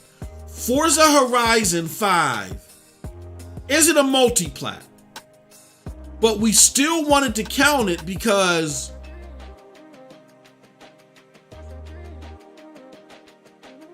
and now that I think about it, maybe we shouldn't have counted, but it's okay, whatever. If somebody complains, why did you count Forza Horizon? I don't care. We counted Forza Horizon because it was part of the cloud service. So, I mean, technically, if I look at here, let me pull this up again. Technically, if I were to go spreadsheets, yeah, Forza Horizon probably shouldn't even be on here, but whatever. It doesn't significantly change anything. So I am cheating on favor of Xbox here because it's not a multi-plat. Now to think about it, yeah. So Forza Horizon. Oh yeah, okay. we'll leave it on there because yeah, the current month would be bad, as you can see. Even though Minecraft is here, Minecraft. Oh, hold on. Look at that. We done. See, it's good that we took a look at that.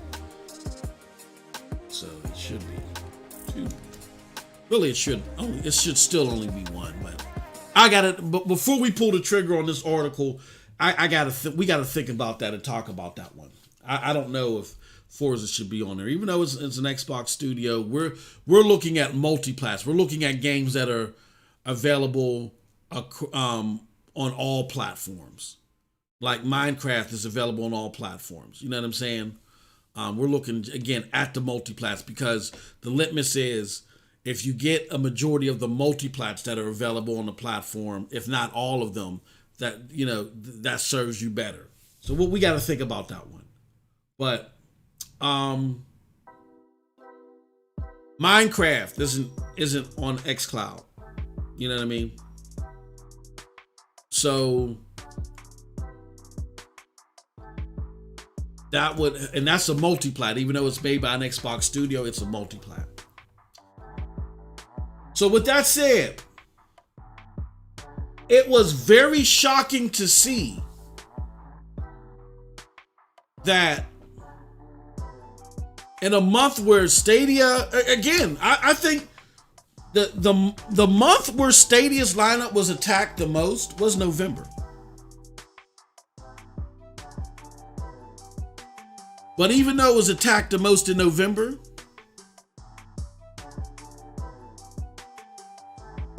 the gap was just as significant, if not better in certain areas. In one area, it's higher here and it's lower here slightly. But it still remained the same even though they got attacked. What does that mean? That means 2 big things. Thing number 1 is that means that the majority of the talking heads about Stadia's lineup when it comes to the media do not relate to Stadia's core audience. And that's a problem. That is a serious problem.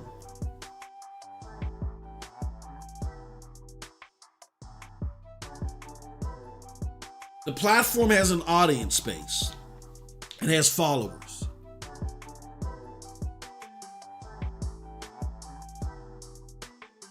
It's serving a purpose right now.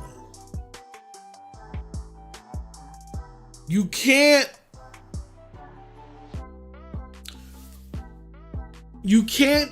overlook that purpose and just simply say, well, I'm going to base it off my viewership and what's important to them.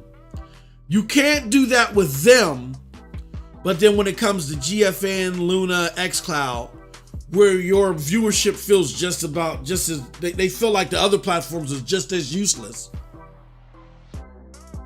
I hate to put it that way, but they feel they're just as useless. You can't sit there and say, but they're serving a smaller purpose. You can't play both sides. And that's what you're seeing with a lot of these journalists. They're comparing Stadia to Xbox Series X, PlayStation 5, and if it doesn't meet that mark, then it's a failure. However, your audience equally don't give a rat's behind about GFN or Luna or xCloud.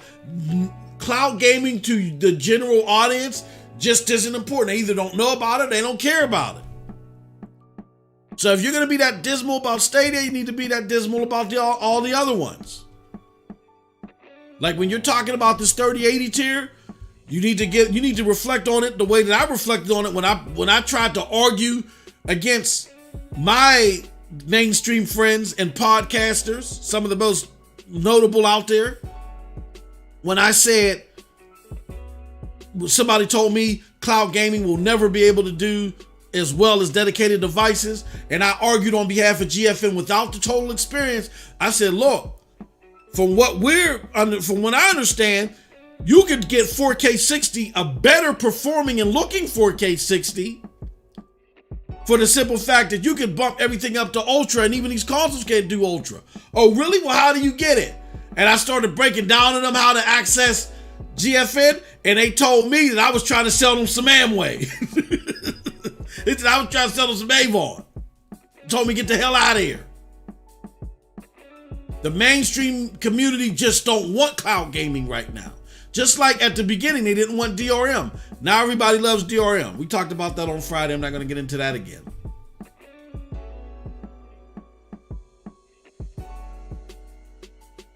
So when we measure, so that's problem number one. It shows that the mainstream media that's reporting on Stadia is disconnected. When they say that, oh, Stadia don't have the games that people want to play. What people are you talking about?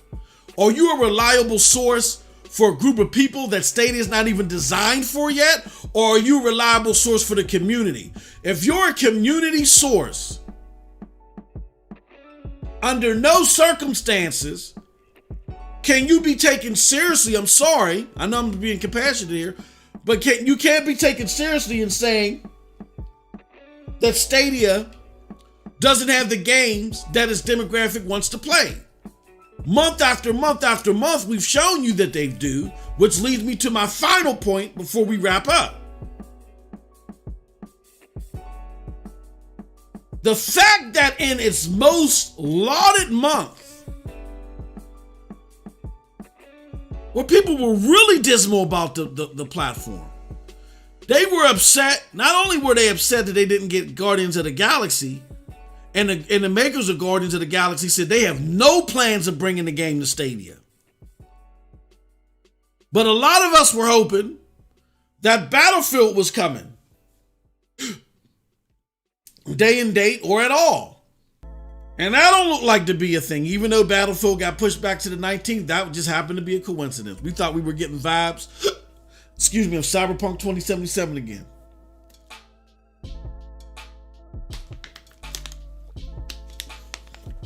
And that didn't happen. So despite that anger, an anger that I ain't seen this year since NBA 2K22 didn't come, which that was a hurt piece. I get that. Because really, if anything felt like they were moving backwards, it was that. It was having a major game and not having the next installation in the series.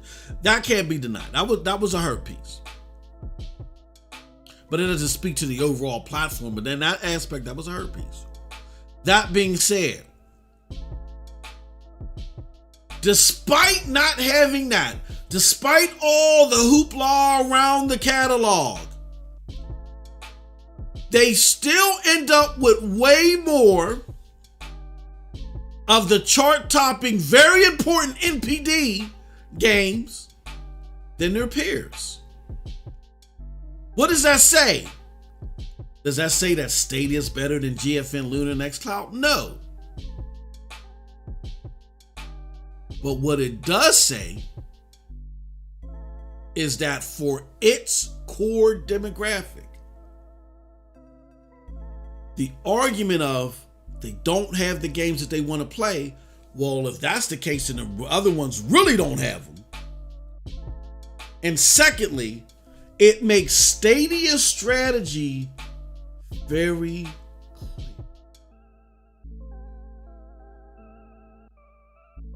As far as the games that they're focused on now, what is that strategy? It's these games.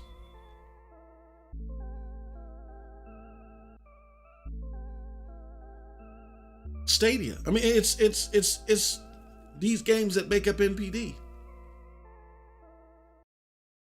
These people with lineage over at Stadia, Phil Harrison and Jack Buser and company, they notice that, whoa, with no major critical lineup in 2018, all Xbox did was stay steadfast. They became lean and mean, and they made sure that they got all of these games on this list that were multi-plat. They made sure to get them. And with that, they were able to maintain a 10 to 16 billion gap to PlayStation, who threw everything but the kitchen sink at Xbox that year. They threw everything. They even sold the PlayStation 4 on sale a week earlier so the Xbox wouldn't win NPD for December. They did all that, and Xbox was still able to make 10 billion to their 16 billion. Stadia saw that, and in them seeing that, they said, got an avenue. We got an avenue. So for all intents and purposes, this is the avenue that they're holding to. This is why you're seeing growth. Because even though these gamers may not make up the most biggest and the braggadocious ones, like for instance, I'm gonna give you an instance. I was surprised to see that Just Dance 2022 at the time of this release wasn't on any other cloud platform but Stadia. I swore that it was on GFN. I swore it was on Luna. I went to the platforms, went to go look it up, couldn't find it.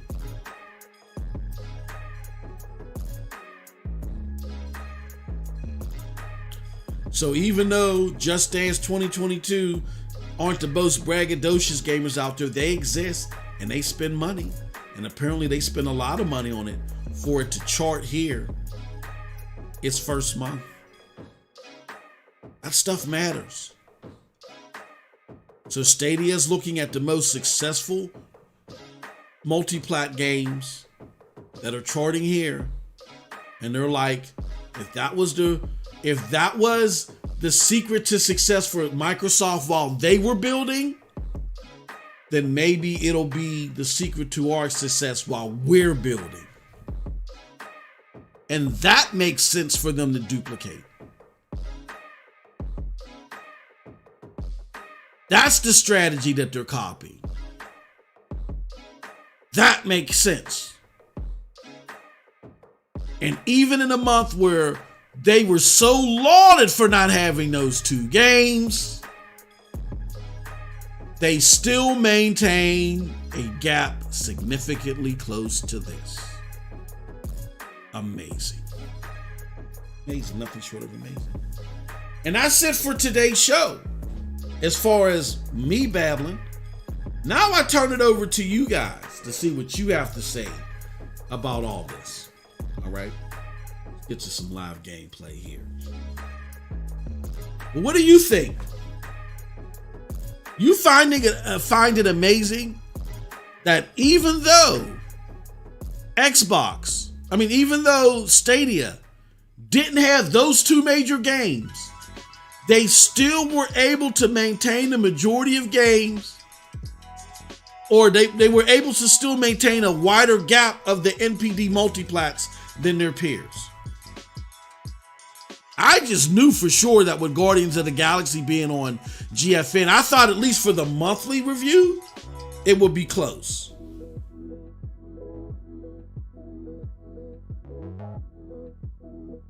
Or it would at least be closer.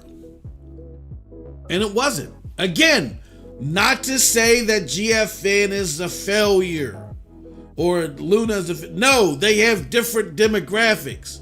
Even in this niche plateau, different demographics. But for those that are saying, oh, well, Stadia don't have games for its gamers. No, Stadia decided who its gamers are. And for all intents and purposes, they do have the games for them. More games than their peers. And you can laugh at that strategy. Well, who's NPD? It's only North America. You can laugh at that strategy all you want. But that same strategy helped Xbox get 10 billion to Sony's 16 billion when Sony was at a 24-year record high. Men lie, women lie, numbers don't lie. Just got to get acclimated to this stuff.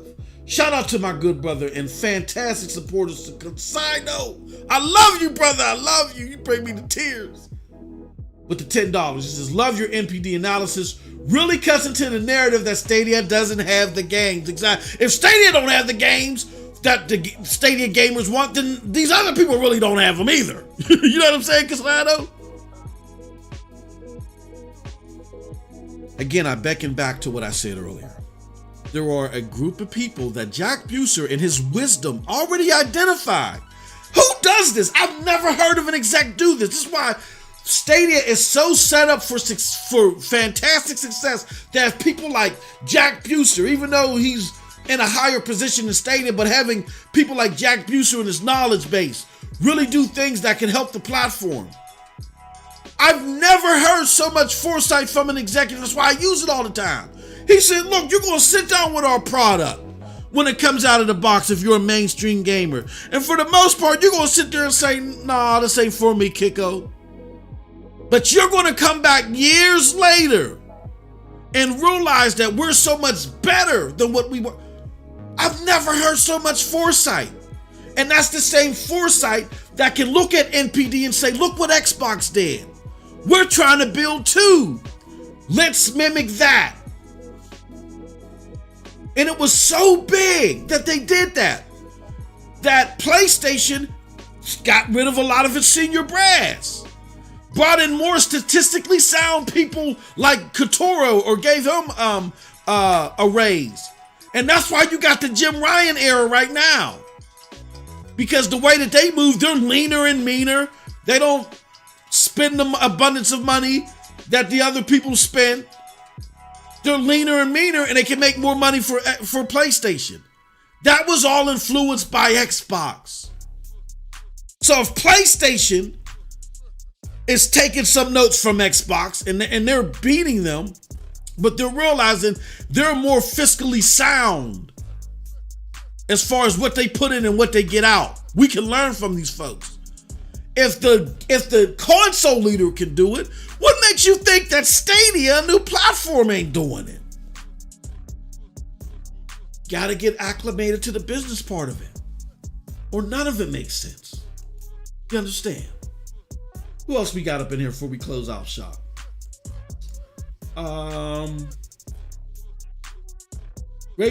Christopher Torres says Casino very true. Hey, yo, Papa says Cyberpunk played flawlessly on Google Stadia. I like the way that it played. Off subject. Shiba Inu in 2025. What else we got up in here besides the bots? Castle Runner says 2bots313 has the aiming improved. Last I played, I couldn't aim and it kept moving away from the target. Oh, 9 to 5. Okay, talking about 9 to 5. Okay, cool. Who else we got up in here? We got Ron Slusher says Destiny 2 on Stadia is still the best way to play. And we're getting infiltrated by the bots. Mama, I made it! I haven't played my PlayStation 4 since I discovered Stadia last summer. Again, Red Stick Atheist. Look, you may not be the most braggadocious person about that, but you make up this list. You do. My brother makes up this list. And all people like you are saying is, look, Stadia, cool, but get more of them games. Get more of these games that are here. Like, they should have all of them. Let me check my numbers real quick. What was the we want Stadia to get all of these games. We want them to get Call of Duty Vanguard, Battlefield 2042. We want them to have NBA 2K22 as well. We want them to have Back 4 Blood as well. If they can eke out something to get Minecraft, get all of those games. Once they get all of those games and they can negotiate and work something out to get them, then they're in a very good spot. Microsoft already proved it. All right, a couple more comments before we sign out and get out of here.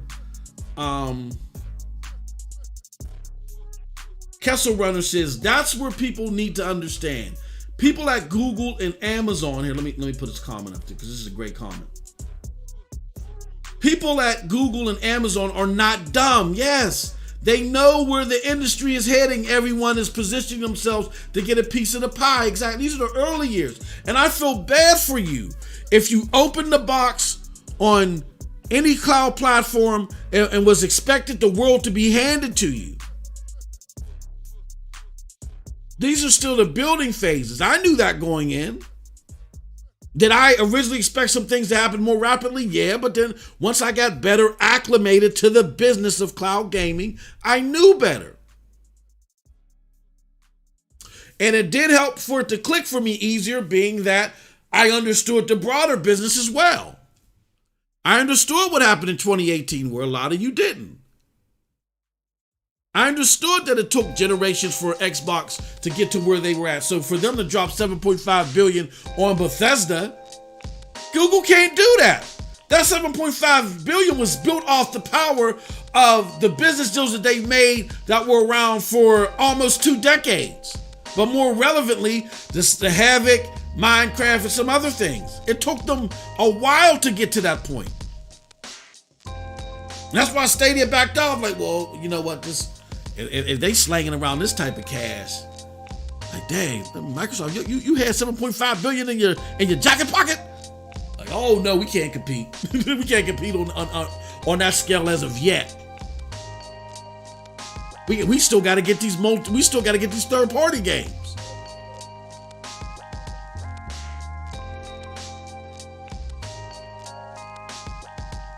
Makes sense. All right, y'all, with that said, another great show. We had a lot of fun. My cat had fun too. Did you hear in the background? It's time for me to get out of here. I could go food shopping, do some things, you know what I'm saying? But hopefully we shed some light on some stuff. Also, again, want to show you how easy it is to get to the Game Awards or the Stadia Community Game Awards. Here, let me drop the link to this right now. Link, go and sign up for this. Link for Stadia Community Game Awards voting.